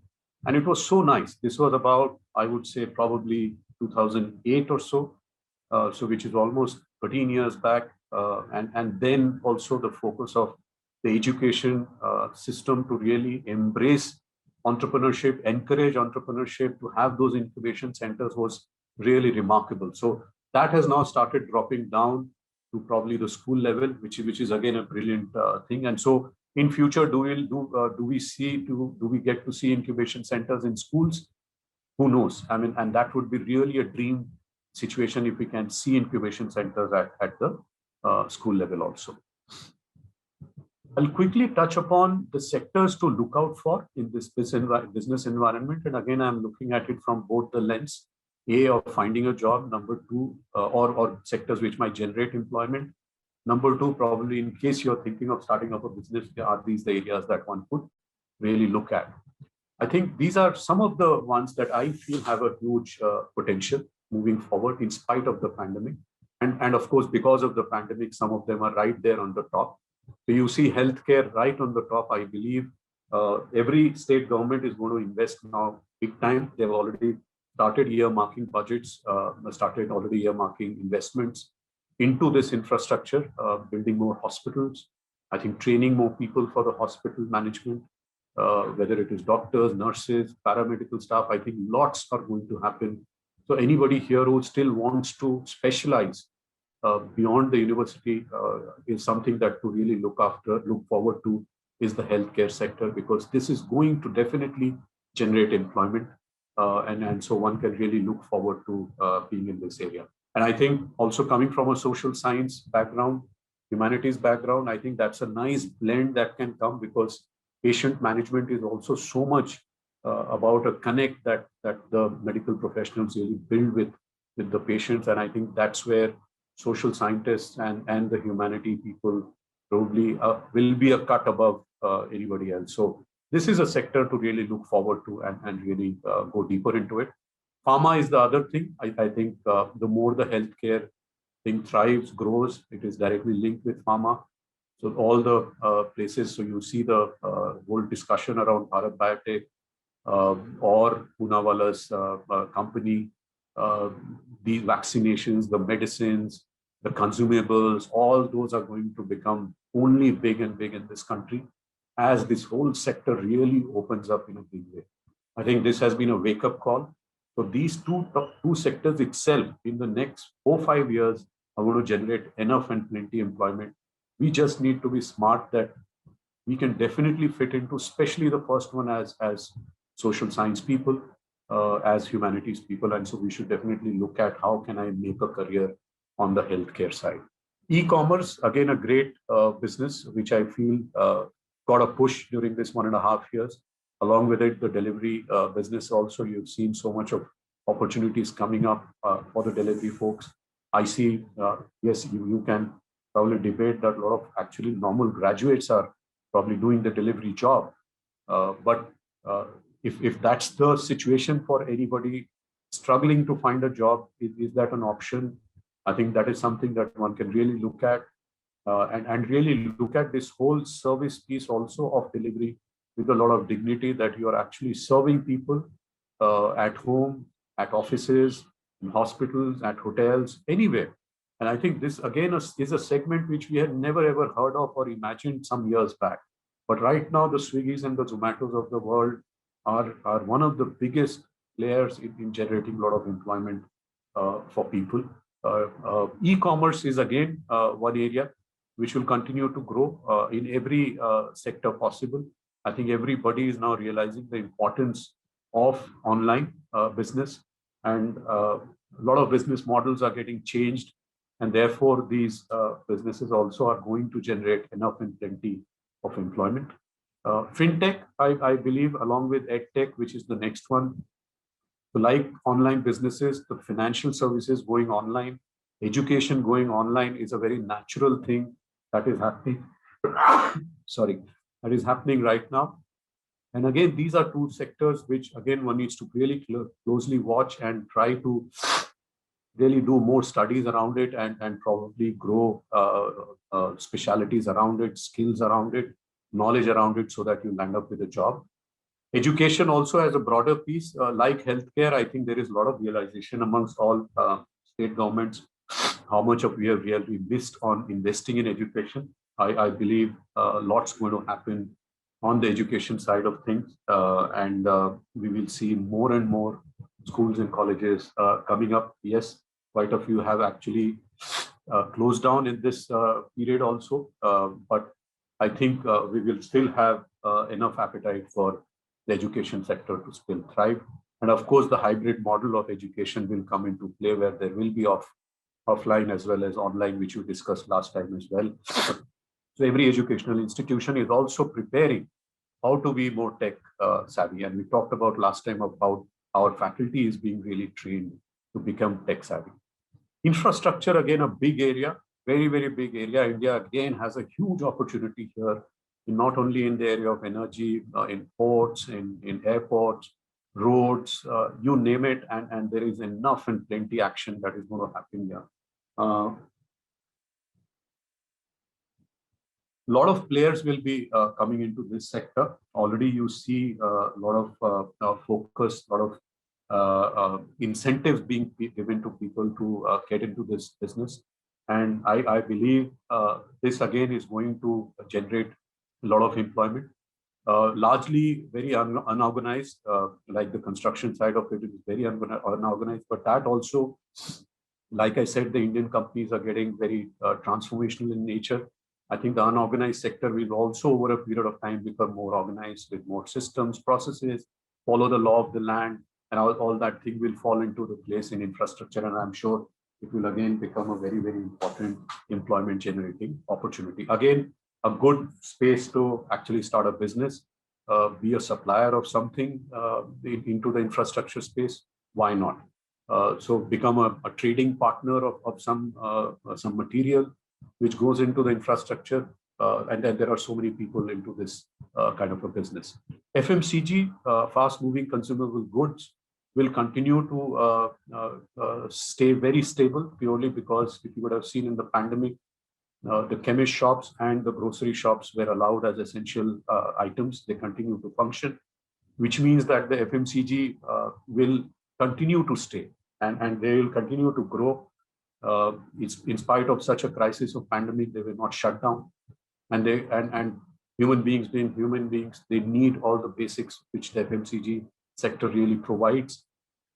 And therefore, if this sector has slowed down a bit, but it will always be around, and therefore jobs in FMCG or probably starting a business in FMCG will again remain absolutely attractive. Entertainment and OTT, I think all of you would have experienced the Netflix of the world, how it has really stormed into our living rooms, and how it has really become the new entertainment platform. I think entertainment itself, the cinema halls, are they going to really get transformed after this pandemic? Probably there's a lot of discussion happening how the business models are going to change there. So there again, a lot of play can happen again from a job standpoint, or starting up small businesses around entertainment or around OTT. Again, we folks from social sciences, some people who are very creative, and again specialize into certain areas and really look for jobs or starting something of your own. And lastly, I think very critical in the era or times that we are living in, I think anything digital will always really be there. And those are companies which are already thinking digital in a big way. So the digital job opportunities, so that means that I need to become more digitally savvy, probably take up courses, short courses, which really equip me with the digital aspects. I think that is important. So these are some of the sectors I just listed out, which I believe have the potential to not only generate employment, but also to give you certain probably opportunities of starting something of your own. The last one is an interesting one, and I thought this was a very interesting topic that the university tied up with the business environment, because end of the day, business environment is just a part of a larger society, and so tie up that with this is very critical. And when I was looking for a picture to really give a proper theme around what the Indian society is right now going and what will happen in future is the role of women in our society. And that's something that is coming up. I believe a lot has to happen. If you really look at from a very political standpoint, if you look at the Scandinavian countries, which are probably the most happiest nations on earth, most progressive, most advanced, very simple living, very happy people. Those are all largely, if there are 5-6 countries out there, almost 3 to 4 countries are being led today by women, and which is remarkable. And we have seen the first shift in a place like US, which has seen the first vice president in a woman. So we have a huge story ahead that I believe Indian women are going to really come in the forefront, which is one of my point in my following slide. And that's why I thought this picture of smiling faces of women folk, of Indian women folk, is so inspiring and gives us so much of energy that we are in the right place and we have the right focus on the child education, girl child education, so much focus on girls. So I think if we are investing in the girl child education, I think that's the best investment that can be possible. And therefore, if that happens, the business environment naturally will get impacted as well. Some of the things that I really want to touch upon, and I'm again taking up a cute little picture of kids, because I believe they are the future. So whatever we are going to talk in this slide is all about keeping them in the mind as to what is happening right now, what repercussions it can have on them. So we need to be very, very sensitive on what we are really getting into on the society side of things, which has clear implications on the business environment. So the very, very first thing that comes to mind is the growing inequality in the society. The gap between the rich and poor definitely is growing big time. This is not only true of India, but you have been reading about how it is more evident in the developed nations as well. So that is definitely an area of concern, and that's why probably the crime rates go up, the law and order situation gets out of control at times. So definitely there is a clear case of in the Indian society also what we saw last time. The whole migrant labor crisis was such a massive crisis that we had never ever imagined, of our own people walking thousands of miles, of a young daughter cycling her father 1,000 miles from a city to a village. I mean, these are images that are never going to go away for us. And all of you have been witness to it. So it becomes very critical. And because we are all social scientists on this call, humanities people, this is one of those issues, how we really tackle. Now, whether you land up a job in a policy making company, or whether you are joining some research body, whether you're joining some kind of an NGO, you're probably joining into education outfit, into which is into the underprivileged people. I think there will be enough and plenty opportunities to really look at how do we bridge the inequality which is growing as much as possible. Will this ever go? It is very difficult because the developed of nations have inequality. But yes, can it be bridged as much as possible? And I'll again go back to the Scandinavian countries as examples. Is yes, probably the inequality does exist there, but the gap may not be very huge. It may not be. A Netherlands prime minister, if he's cycling to the parliament, now that's a classic example of how much of equality is there in that nation. You can imagine. I mean, that's just, we just can't believe that. But when you see the picture, you see it. When you see Angela Merkel doing a normal shopping with her husband, a picture of that goes viral on WhatsApp, you just can't connect that a president of a nation is out there on the streets. I think these are remarkable pictures for us to see, of role models of what we can bring about as a change as human scientists. And I think we have a great case study of that for all of us on this call, and we can do wonders here. Growing unemployment, I think as much as I talked about appetite, I talked about the whole opportunity potential in different sectors. We also know that the unemployment figures are growing up, and that's where it becomes very, very critical. And that's why last time when I talked about, I think the country is looking for more job creators rather than job seekers. So more and more people, if they can huddle together, join hands, partner to start their own businesses, will be a much more welcome move, and which will be much more helpful for the country.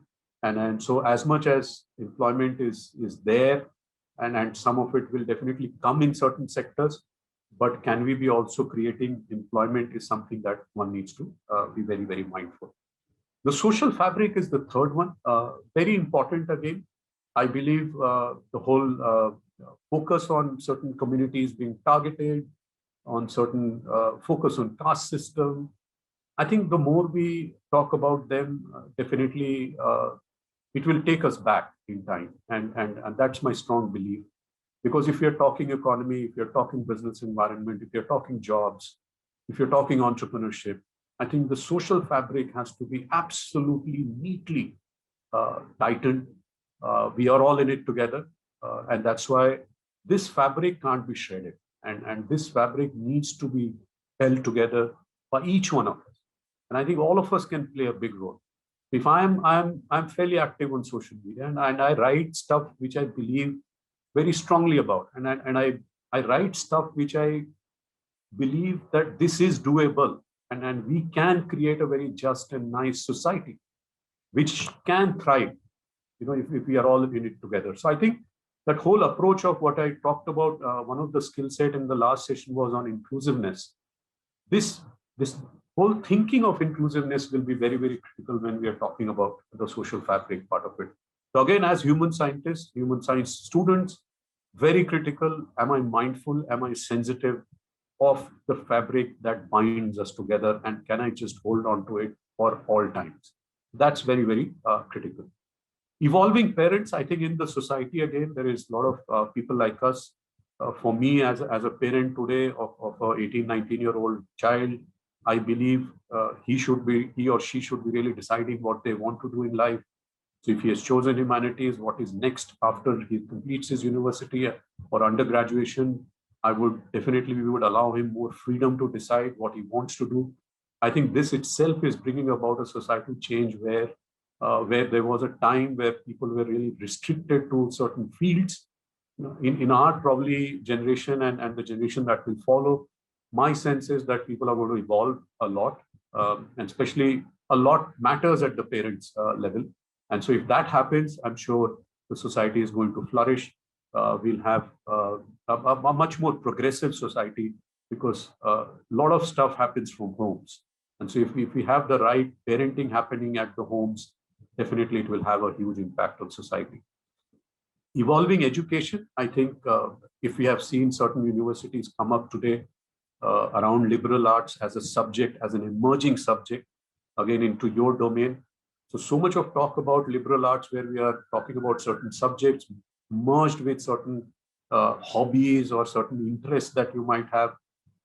So for instance, if my son is going to, Ashoka is going to take up philosophy, pol science, and eco, but he will also pursue music there. So I think these kind of opportunities itself will throw up very, very different kind of society, I would say.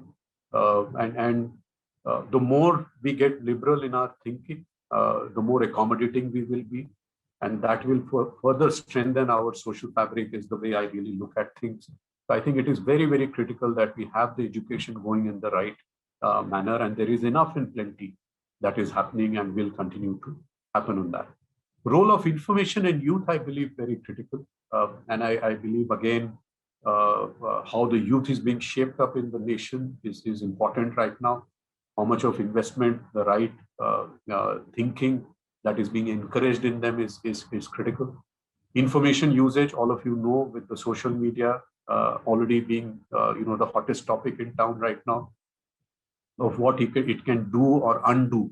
The whole power of these tech portals, social media portals, is so huge now. So the top man of a nation is all in attention of a Twitter or a Facebook or a Insta, and they are being talked about like any other topic today in parliaments. So it is important how this whole information is being treated, and according to it, along with it, how the youth is. So I've clubbed both of them because I believe both have a hugely powerful potential to really shape up the society. If we get them right, and there's enough and plenty of right thinking, and the more of future thinking, more of progressive thinking, information being more around the truth rather than around the fake.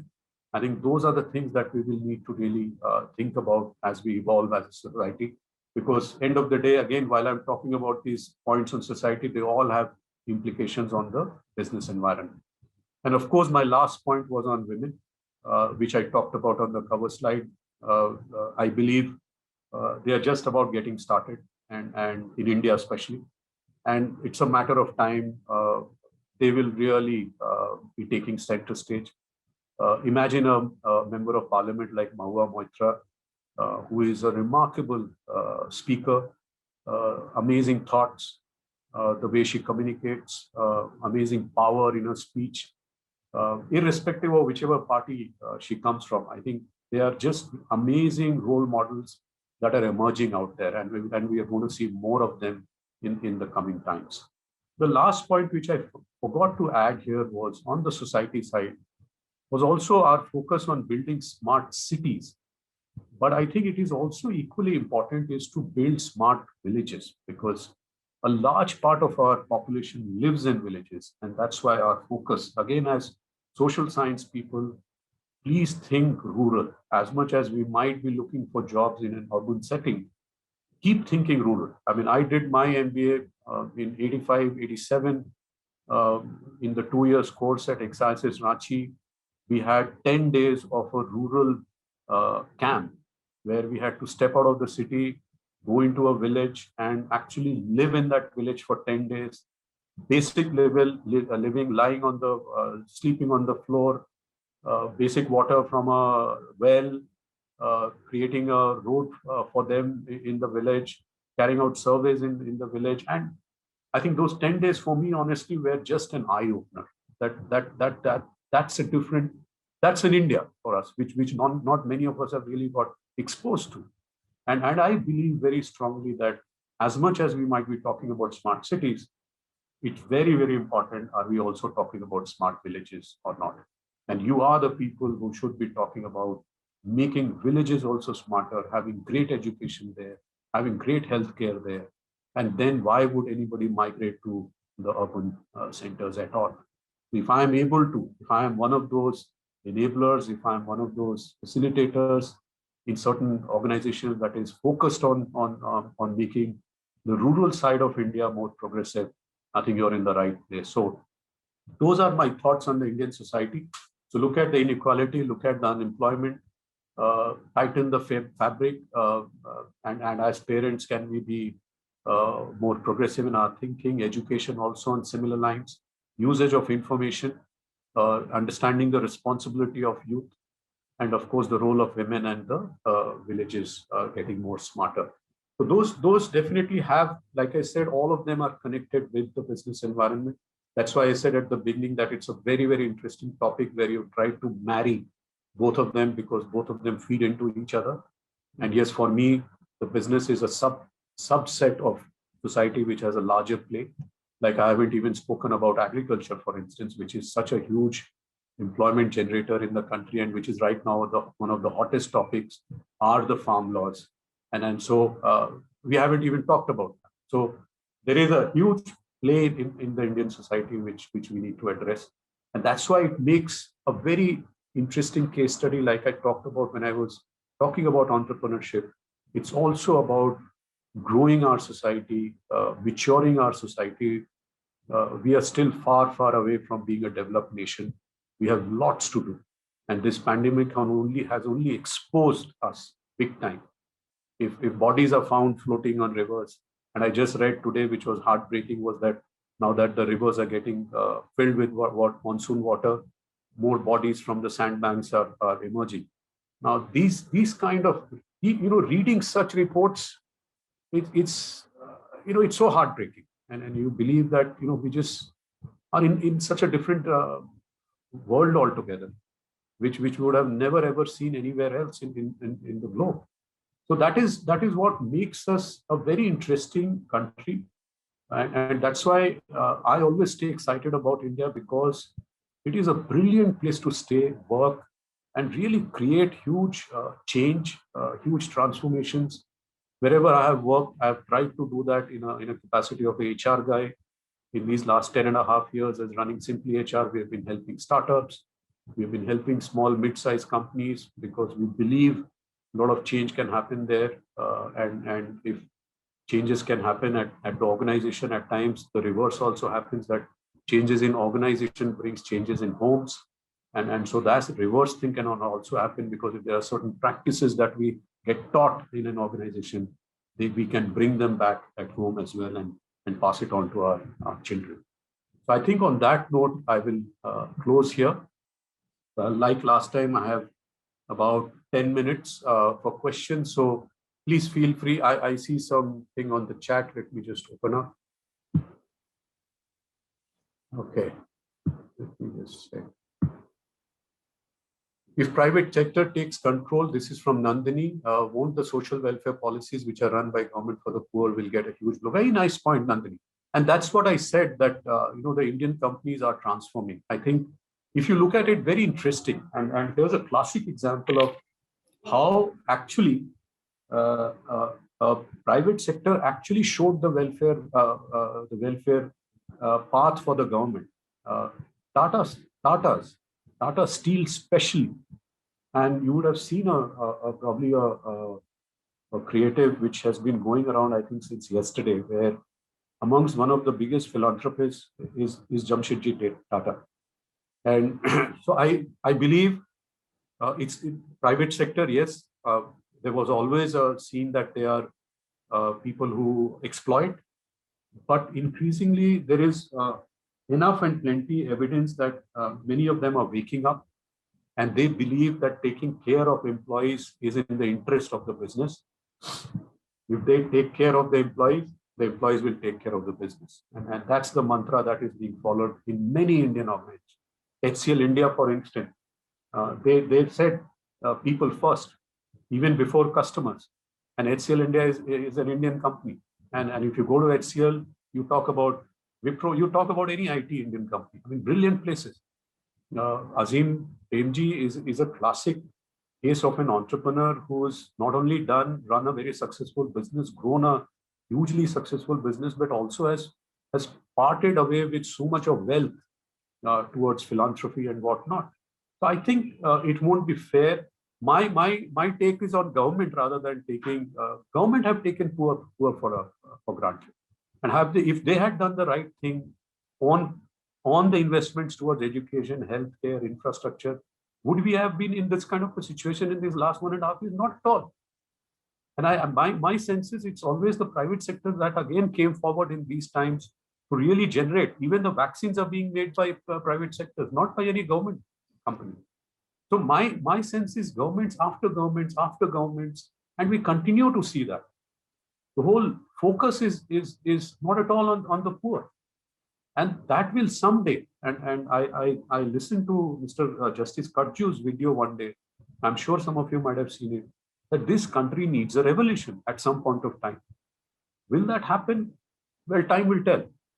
But like I said in the society slide, the very first point, if the inequality continues to grow in this country, we could have a very, very serious situation on our hands.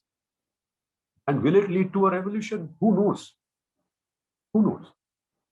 So imagine when you go to a Bombay, you see this huge Ambani structure of some 40 floors and stuff like that. And down there you see a chal, packed with 1,000 people.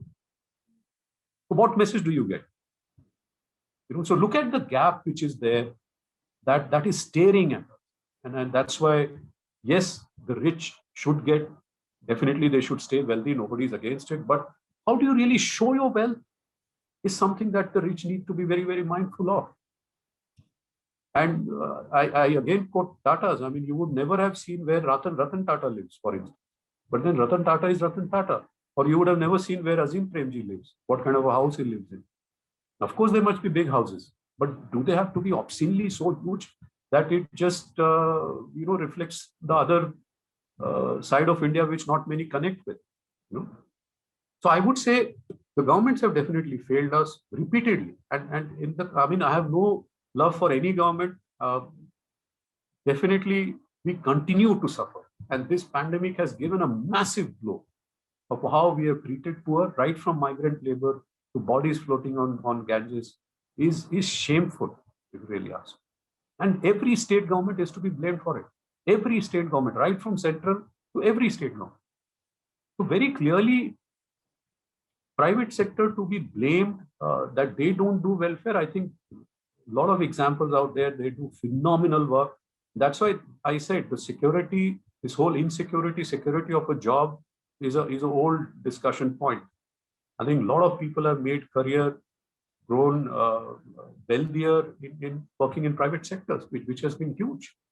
And one has seen so many examples. I have Madhvi now. As COVID-19 has impacted all the aspects of individual life, entrepreneurship is one of them. Okay, people will need a very different action plan for themselves. What can be the tips for motivating them, and what policies where you can benefit on? So very, very clearly, I think Madhvi it's. I mean, look for a person outside of a government structure. It's very easy to comment what the government should be doing, but as a layman, as a person running your own company, naturally you want the ease of business to be further improved in the nation, so that it attracts people to start their business rather than having too much of red tapeism. Yes, like I said, the regulatory thing is also undergoing change, but a lot of change needs to happen in that, so that it becomes more enabling rather than obstructing. And so it's time now that such changes or policy changes are done. And it's not that things have not happened. Right from 91, when the economy opened up, a lot of change came in. And that's why a lot of entrepreneurship happened. That's when the whole IT sector boomed. And we had never heard about the Infosys of the world or a Wipro. Wipro was a soap making company then, or a tube light making company. Never one would have imagined a Wipro becoming an IT giant. But all that changed in 91, which means that definitely that opening up of economy has thrown up huge opportunities of entrepreneurship. And I believe very strongly that people who have great ideas, and which is what I was talking about in my last, that keep identifying problems around you, because that is what interesting, successful entrepreneurs do. They look for problems around them, and then they look out for solutions for them. Around that solution, they build a business plan. And around the business plan, they actually do a startup. So it's very, very critical. Don't have to think big. Think the idea has to be small. Entrepreneurship, the steps, initial steps have to be small. Everybody has to run a marathon to be an entrepreneur. You can't be doing a 100-meter dash. A lot of people have failed because of that. They've wanted to do 100-meter dash. They got the fund. They got everything, got arrogant, and completely fell apart in just about 2-3 years' time. We can't be looking at those kind of models if you really look at it. So it is about staying in the course. It is long. It is about stamina. The ups and downs will happen. It's about how you really stay on the course and really stay focused is what successful entrepreneurs is all about. So I think we'll take one last question. Yeah. And the question I just want to ask one question. Yeah, please. We're talking about Indian business and society. So as far as we understand globalization 4.0, from small spaces, we have from bigger spaces and, physical spaces, we moved online. Now, the pandemics and all, we have seen that now we don't have a personal office space, but everything is now online. Right? So Indian business, a lot of shift is going to take place. Those tech companies and e-commerce are already there. But then what kind of new areas of business can we see? As one is what you highlighted, rural development is there. And there are many in terms of hospital and like, for example, hospitality industry has got a setback. But hospital management and a lot of in the pharmaceuticals, a lot of things will grow. Absolutely. So what kind of new transition would you see in the pandemic in online businesses and the shift in business environment in just a few words? Yeah, sure. No, so Dr. Ganguly, very, very clearly, it's not that entire place is going to go digital or go online. That's not going to happen. If you look at my top three sectors that I talked about to look out for, which was healthcare, pharma, and e-commerce. Healthcare, pharma, and I had one second.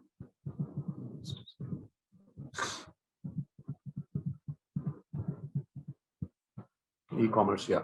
So I would hold e-commerce for a minute. I'll go straight to infrastructure.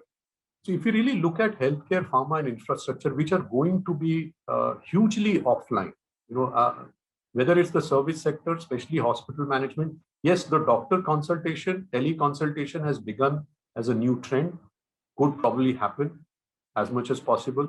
Will the chemist shops also vanish? Could it be delivery of medicines, which is already happening? You have a lot of new startups in that space of especially on the delivery side of it. But the manufacturing of medicines, vaccination, vaccines, and whatever will continue to be, or consumables will continue to be there. And these are going to be offline in a factory or whatever. Healthcare, primarily, the hospitals are going to be there. And these are going to be always offline and in a hospital, not online. Infrastructure, very clearly, it will be always offline, and it will be on a highway or on an airport. Or so my sense is that yes, online will come, but that that percentage will never be as huge as the brick and mortar. The brick and mortar will continue to grow. I mean, look at US. After so many decades, they're going to invest in infrastructure now. So many trillion of dollars Biden is investing because they believe the whole damn place is cracking up. And हमारे यहाँ तो cracking up क्या? It was never built. So we are just about building up. Forget the next wave of infrastructure investment. So my sense is that the larger piece would stay brick mortar.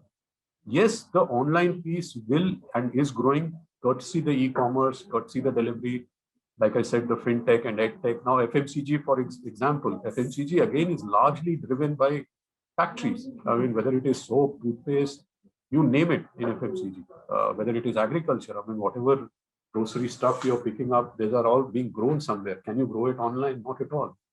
So my sense is that the larger piece would stay brick mortar, agriculture and stuff. Yes, the pie of online has grown, but it will stay limited because it has a limited role to play. It will, yes, enable everything. I mean, other day I was watching BBC and I saw a driverless tractor I think in England, in UK, that was managing the fields. And this person was sitting with the joystick that you have of a drone kind of a thing. And this person is standing at the outside the field, and the tractor is just going up and down, which is remarkable. That's tech. But then, yes, do we need somebody to create those tractors, assemble those tractors? You will need people somewhere, definitely. So those are my thoughts. So we'll try to end it right on time.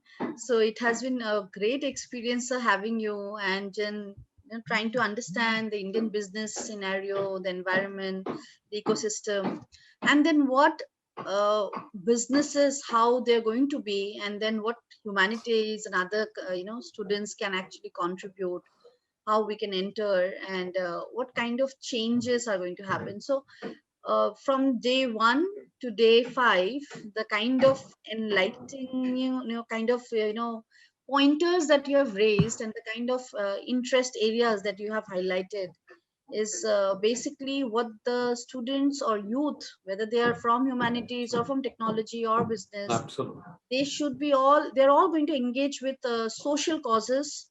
They're all going to engage with issues that matter to people and society, and all the sectors. Yes, we are in India in great need of people now in hospital, and the need for doctors and the need for more people in medical sciences.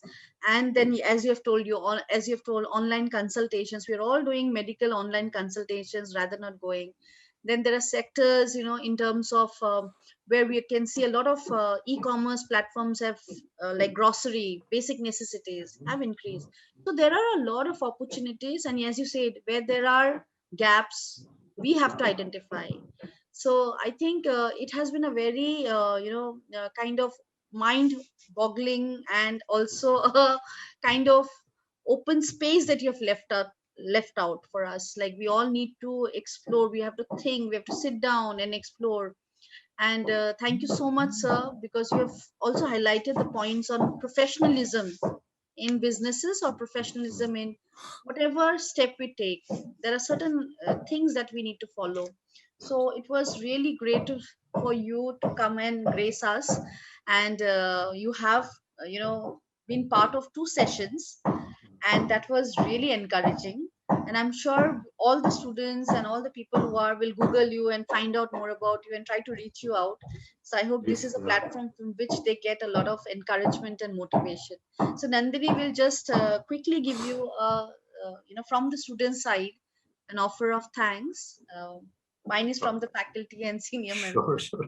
Thank you, Dr. Ganga. Thank you so much. So on behalf of all the participants present here, I extend a very warm gratitude for the wonderful session that we had today.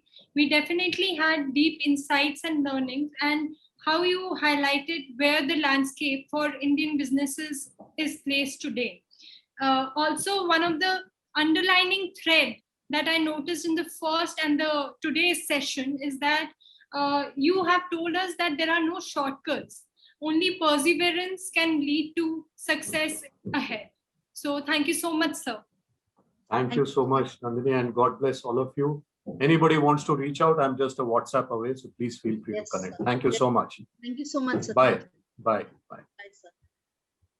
So just taking the session forward, we today would not have an assessment, but we have one of our students from our own department, Sohini Dev, who has been a student of development studies. Sohini, is it? Can you unmute yourself, Sohini?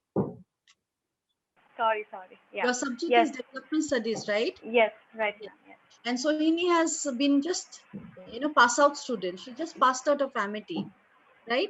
And she Yes, has last already year. been, when she was around in the department, she started venturing, and now she has taken a few steps ahead. She is to make the final step, and we will hear Swaini share her own story with all of us, because all of us are aspirationals, but we don't know how to go about it. So Sohini, here you please introduce yourself, and then please tell us about your story.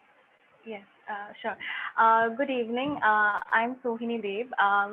I did my master's in development studies from Amity. I did my bachelor's in history honors from University of Delhi.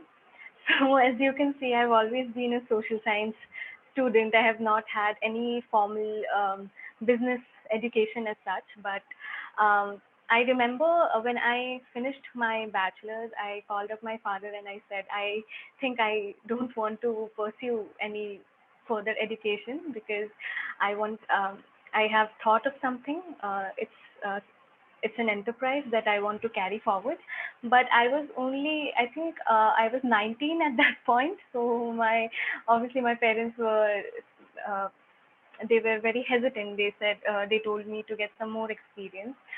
Hence I joined Amity, and Amity has given me so much more than I had asked. It has given me amazing mentors, and the incubation has actually helped. Amity is the first place where I pitched my idea during with my friend during one of our assessments, and I actually got a very good response from our mentor. So I have I think I would say that I'm still at level 0 of the entire venturing into one's business area. But I did start taking it seriously and working, committing a lot of time towards it about 7 months back. And I feel that, for people who have not had any formal background in business, the best way to go is through incubation, where where you can get someone to mentor you accordingly. So I joined IIM Bangalore's NSR Cell Women Startup program, and it has been I'm still very much working with them, and it has been an amazing journey because when I joined, my idea was completely different from the one that I am working on right now. As Rajneesh sir just said that, we have to constantly keep learning. It's a very continuous process. Like we have to see what the problems are, identify the problems, and look for solutions. There are chances that the solutions already exist and the market has already seen it. So when I went, my company is called Elira Wellness LLP. Um, we plan, earlier it was Elira Health. Now it's Elira Wellness, because while working on it, I felt that a lot of pressure, uh, you know, uh, okay, I'll just start with what the company is about. Anyways, Elira Wellness plans to create a platform for women entrepreneurs, small scale women entrepreneurs, to showcase their products, to market their products to a wider audience. Most of these small scale entrepreneurs are from villages. Most of them are homegrown women entrepreneurs, and most of them have really less funding, very technologically backward, which is why they don't mass produce. And since they don't mass produce, they don't have a bigger market to advertise themselves to, or to sell their products. Most our products are women health and hygiene products. We do skincare and personal hygiene products for women. When I started talking to my vendors, most of them were women entrepreneurs, and all of them, all of them were very skeptical about the entire thing because of one, lack of financing. They were scared that they won't be able to deliver. Like, if the platform gains traction and there is a higher demand of products, they were very scared that they won't be able to deliver the products. When I asked them why don't they scale up, or go for some of the government schemes, they said that they are not qualified enough to understand the schemes. Second, they don't understand investment and financial terminologies or financial details of it as clearly.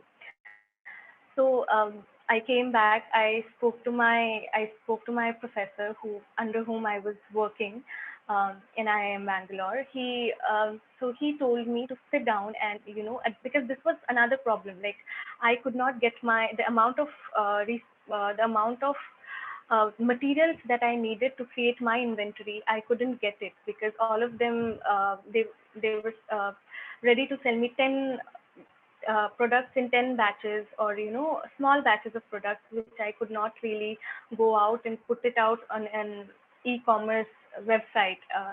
So when I sat down, I realized that entrepreneurship can be very stressful for people, especially for people who don't understand business as much, or who are new at it.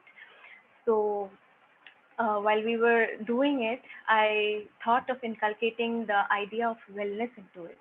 We have plotted it into 4 parts. One is physical wellness, financial wellness, emotional and spiritual wellness. Under Elira Wellness's physical wellness section, we have included our skincare and personal hygiene products. And we are currently focusing on financial wellness for women entrepreneurs, where we have hired mental health experts and fintech experts to talk to these small scale entrepreneurs as a consultancy and help them scale their business up, talk to various schemes and various banks and various various routes they can follow to scale up, or to introduce new things into their spectrum. So yeah, so this is what I am working on, and it's a lot of work. So we are still in pre-revenue stage. We are still learning. We are still making a lot of mistakes, and this particularly has been one of the biggest challenges that I have faced is that I underestimated the amount of work that it was going to take. I did my research very well, uh, is what I believe. But when I went ahead with it, I realized that I didn't even know a fraction of what it takes. Like after devoting hours and hours of work, like there comes a point where you feel that, oh, I know, where you feel confident, ki, huh, I know a lot about what I am going to pitch to the investors or anyone who is going to show any interest on my idea. So when I approached the incubation, I showed them my financial parameters, and I had covered next to nothing basically. So there are a lot of things when we usually think about enterprises. We think that there is a technical costs, there are logistical costs, and shipment, and other small minute things which we have seen while we have used in any e-commerce platform or any online business platform or any business transactional platform. But there are a lot of other minute things that go amiss when uh, we are working on it. So I think, like, for people who are from a background, from a social science background, or from a background that does not really is not inclined towards any of the business studies, it's very important to have a mentor or a teacher or any role model or any someone who has been on the same industry as you, to understand the initial investments, because firstly getting investment is very difficult from people. Selling, because every idea, like the the market is growing so rapidly that most of the ideas that come to our mind have already been pitched by someone else. It's very likely that it's already been pitched by someone else, and it has already been rejected because of some things, or it did not make it big. So to make it stand out, we need to, like, I had to go I had to go in it completely, understand it. And since the COVID-19 pandemic happened, since I will be working with small scale entrepreneurs, it has been very difficult for them to keep their industries running. So I think before venturing into any social any enterprise, it's very important to for any entrepreneur to do two things. One is learning about the uh, vendors or where you are going to get your resources from. Second, the target. The target also, I this was my first pitch and it did not go as well, but during my first pitch I had included actually a lot of things into the, since it was an e-commerce platform, my first thought was like, let's include this, that, like, make it very convenient for my users. And my investor pointed it out to me that that actually does not, there needs to be one target audience if you want to make a sustainable business platform. There needs to be one set of target audience initially, and it needs to be a small group of people that would help us understand and learn how how the entire transaction is going to flow. So these are the couple of things that I have learned. I have also realized that entrepreneurship is literally 1% idea, like, and 99% of it is how you execute your idea. Because most when I was in the peer program, a lot of my peers had uh, proposed similar websites or similar e-commerce websites like Amazon, but it's very unlikely that there is going to be a second Amazon because that market is almost entirely saturated. And we used to talk, like we used to have these discussions every weekend, and all of us, we used to talk because there were women who were 60 years of age, there were women who were 42, and then there were women who were 16. The age group was so diverse, and there, like, if you just see the competition and how serious women are, um, with all of with their ventures, and they're constantly learning, constantly adding new things, constantly subtracting new things. It was a very wonderful space, growing with peers. Like when initially when we start into ventures, it's very important to keep people who are into the same things. Like it may not be the same industry, but it could be, people who are also starting off, to like to be around people who are also starting off with their enterprises. It gives you a lot of confidence to see people struggling with the same things as you are, to see the competition, to see, that matlab, it's okay that I'm not the only person who is struggling with it. I'm not the only person who is learning. Because apart from this, I think, like, whenever we see successful entrepreneurs, what comes to our mind is, oh, he's so rich, he got the success. Because that's when an entrepreneur shines. When we see a businessman, we only see the money part of it. We see that he has turned his idea into something that is getting him so much money, but there is also so much struggle that we forget. So as young entrepreneurs, it can be very blinding and very disheartening when you keep failing, because I think we are bound to fail for the first couple of years. To even expect that your idea is going to blow out of proportion and get you all the fame and success, like, it's something that I also believed. I am guilty. I also believe that if I start working on it within like 6 months or 1 year, my idea is going to start getting me money, and yeah, this is all going to be a smooth sailing journey. But funding, financing, finding people who would, trusting, getting people who would work with you, matching, having the same vibe, same energy as you, is also very difficult. I don't have a partner. I have a team, but I don't have a partner because this pretty much works like marriage, I feel.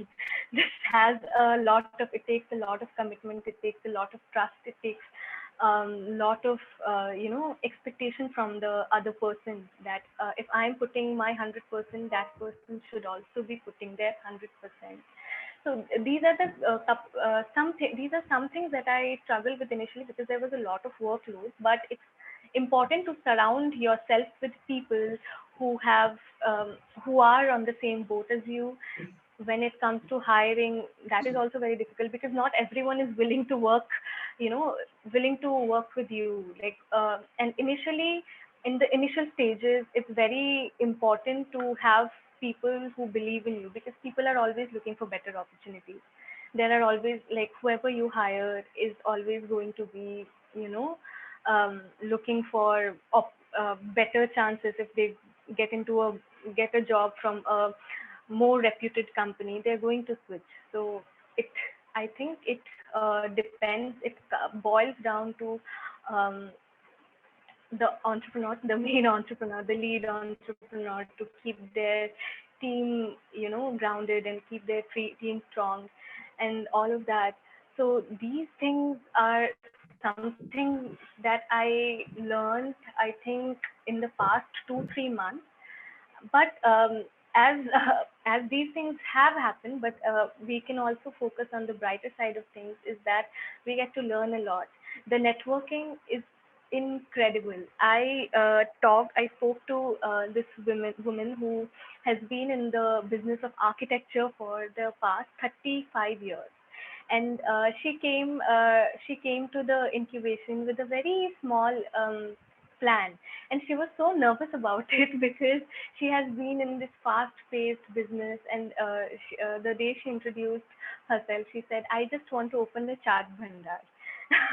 It's just a, she wants to open a sanitized, very healthy version of a outdoor chaat bhandar, chaat spot for. Uh, she plans to cater to very high profile to a very high profile market, but there are humble plans like this. There are plans. There are very technologically advanced plans as well. There are very, there are some plans which we think, oh, like this is something so simple and it can be done. If if you just go for it, like, see, when we talk about a chaat bhandar, the picture that comes to our mind is a cart with a lot of lot of things to basically, like, we see chaat bhandar on, like, it's a street food. We have seen it. And but the women, the lady, she told me that I used to do it for my family, and I've always wanted to have it. I've always wanted to go get into culinary art. I wanted to cook for people. I wanted to feed people. I wanted to do it as a profession. But since she is in her mid 50s now, and you know, parents like we do, that their generation did not have any as much options as we do right now, and the parents were also not very supportive of independent ventures. Like, I think, like, if 20 years back, if I 20 or even 10 years back, if I pitched this idea of not looking for a job. I belong from a family of two government officials. Both of them were very keen on making me sit for UPSC and all of the government exams. And my mother is still very disappointed in me. She's like, "Okay, you have 2 years. Either you finish it, either you like make something out of it, or you're like, we are, I don't know, we are not paying for your expenses anymore. Like, you wanted to prove yourself, prove it. You have 2 years to prove it, and then you're on your own." They're still very Uh, skeptical. Sohini, like nice thing that you're saying. Parents often are very reluctant of young, 20s, early 20s, young ones, or even school children nowadays, Yes, to yes, start a venture, and they can't, probably they have not thought about it in their 20s or even not in the age group, and they yes, think that ma'am. what kind of a generation is this, which is not focusing on getting secure and is trying to risk everything because It's business. yeah. Hmm. Yeah, so It I it think, is very. It's like a. Yes, ma'am. Yes, ma'am. go ahead. Yeah, yeah, Yes, yeah. ma'am. No, I was saying that, like, it is some sort of a culture shock for them, because my father, he is into entrepreneurship. Like, he is not an entrepreneur, but he talks about it. He has published articles and readings about it. He goes around talking about it. But when I told him, he was taken aback. And I was like, "You talk about entrepreneurship, like, that's like you spent half of your life doing that, Yeah, and that's now the that when same your with daughter." me. I guess, I really appreciate a lot of YouTubers, but when my child of 10 and 11 years says that I want to be a gamer and a YouTuber, I say, okay, I'm open to it. I'm modern. I understand. But then, have you thought about something constructive? If you want to be Yes. the gamer, you have to be a top notch gamer. Already, there are so Hmm. many people. If you want to Yes. be a YouTuber, you need to be, this is a backup thing that you can start off, but you need to be, proper conventional job or a thing that you can think of. So, Yes, I think usually that's what like every parent, like, they think that having a business could be a side hustle. Like, you can keep it yes. in the side, have a main job that gives you a stable income, and then focus on the other thing. But the thing is, for big startups like one of my I won't be competing with them, but, like, the biggest giant in my industry right now is Nika. So Nika is also led by a woman, and to see the amount of success she has got. She was also, I think, she was. I don't remember the company she was working with, but she also had. proper 9 to 5 job, and then she shifted to entrepreneurship. And in one of her speeches, she mentioned that she feels that she has learned a lot from the job, but she also regrets not starting it earlier. When you have more energy, when you we have there is more passion about it, because after a That point is one of when the you key get thing tired. about, yeah, sorry. I think that is one of the key thing that you're mentioning, which repetitively has been written, that when you want to do a business or venture, start early, right? Yes, start early, you will fail early and you will succeed early. Like that's what like I have been saying. Like you will make mistakes early and then you will learn early and you will succeed early. So Yeah, that's and what like even I'm sure your early starting is going to give you with so much of experience. So, for example, if your business is successful, then also you are yes, going to have many lessons for everyone to share. And in yes, case ma'am. you don't end up having a very successful business, you move into Hmm. civil service or any other government job, you're going to bring the same plan back. Yes, So ma'am. Yes, definitely ma'am.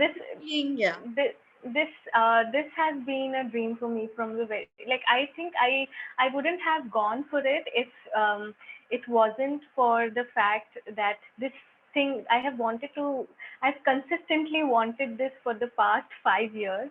And like I think that gave me a little bit of courage to, like, take some time off and focus on something that I have wanted to do for a while. And while like the dream has been consistent, like the hard work also needs to be very consistent, ma'am. This, uh, I think yeah, one more thing, I just because we will soon close in 2 minutes, but one thing, looking at my own experience of college life and everything, we used to think that you don't need to have a gap. You need to yes, constantly be enrolled in some good academics or have a mm-hmm. constant job to do.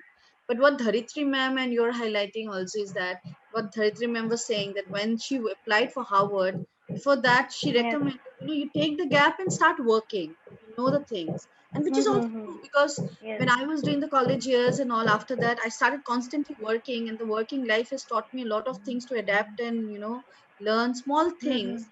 A lot of things in business environment is by your practice, by your real experience, how people are, how environment Yes, is. And I think you are also now engaging through IIM Bangalore, and you have a peer group, you have more network and yes, connection, ma'am. and that is Yes, actually the telling. Yeah. networking is very important. Like it's one of the prime things. Like if I think like a lot of people who are in this session want to go ahead with having their own enterprises. I think like the earlier, like the first thing that any entrepreneur needs to do is to start networking. It's going to be very useful in terms of services that one, like, I can actually approach people who I have good connection with for a lot of services, and I could get a discount, or the person can give me a better understanding of how the service works or the alternatives to it. It's a, I think like I the one thing that if I could like turn back in time, I would have started networking really early if I Yeah, that knew is how the it. perks of it. I think Yes, that is what the even perks. big platforms like Instagram and Facebook, they're trying Hmm. to do, is that trying to bring childrens on the board of networking. Young Yes, people it's already there, now they're trying to do that. hmm. So Hindi, because we will run short of time, because and it was no, it was like I would love to give you more time to speak, and I know I've been in constant touch with you. Yes, ma'am. Somewhere down the line, you've been telling me how things are moving. You have already applied for registration. A little bit of Yes, plan ma'am. changes happened. You're getting good guidance Yes, from ma'am. IIM Bangalore. But it is Yes, nice to ma'am. know that you're moving out in Amity. You started initiating this plan. And for many students Yes, who ma'am. know, Amity has its incubation centers. And there are many Hmm. platforms nowadays, where you can share your business plan. Smaller businesses, like you said, from humble business plan to very advanced, Yes, ma'am. technological plans. Hmm. We should all, one is that we should not overlook our ideas, never Yes, ma'am. suppress our ideas. And secondly is that Yes, ma'am. have something that you're very passionate about, you should go for it. and Yes, ma'am. try it I, once. I think one thing that has been very helpful for people who have started around me, with me also, is that they used to like revise, note down their ideas very, elaborately in a diary and keep revising it. Like, as they learn. It gives more clarity, and like it also helps eliminate the parts, which has the problems that has already been addressed at some point, because there are most of the ideas, even when I was working on my ideas, I saw that there are small companies who are addressing my, they are already addressing what I'm going to offer, but so they have not made it very big to the market, or they, but these companies like these exist, like it helps you bring that one point that is going to make you stand out. So I think revising, learning, unlearning, adding, subtracting is something that is going to be very useful. Like, Yes, that is I think you have which the purpose for me to invite you today was to know from a young person, because we have so many experts here who are already well yes, ma'am. established, but I wanted a young person who's doing it right now to tell everyone that what you're going through, but your passion is still intact and you will go forward with it. So thank you so Yes, ma'am. much, Sohini. You have been very, considerate and very open. And I called you. You thought, okay, let me plan it out and then I'll come. So we have many other people in social science, and I'm sure many of them will reach out to you and Yes, also network with you, and even me for a sure, purpose. sure. Like, yeah. So with that note and with the key learnings you have left out, left us with, so I'll try and reach out to you later. Thank you so much to be part of this session. You have been a great source of Thank you so much, ma'am. This was wonderful. motivation for everyone. So Nandini, we will go back to Thank you you. so much, ma'am. Nandini can offer a vote of thanks to Sohini, and then we'll close the session for today. Thank you, Sohini Dev. It was very enlightening to listen to you, and you pinpointed the struggles and the turning points. And we all at Amity and we all participants hope and wish best for you. Thank you so much. Thank you so much, Sohini and Nandini. We are going to close the session right now. All participants can leave for the day. Thank you so much. Be with us tomorrow.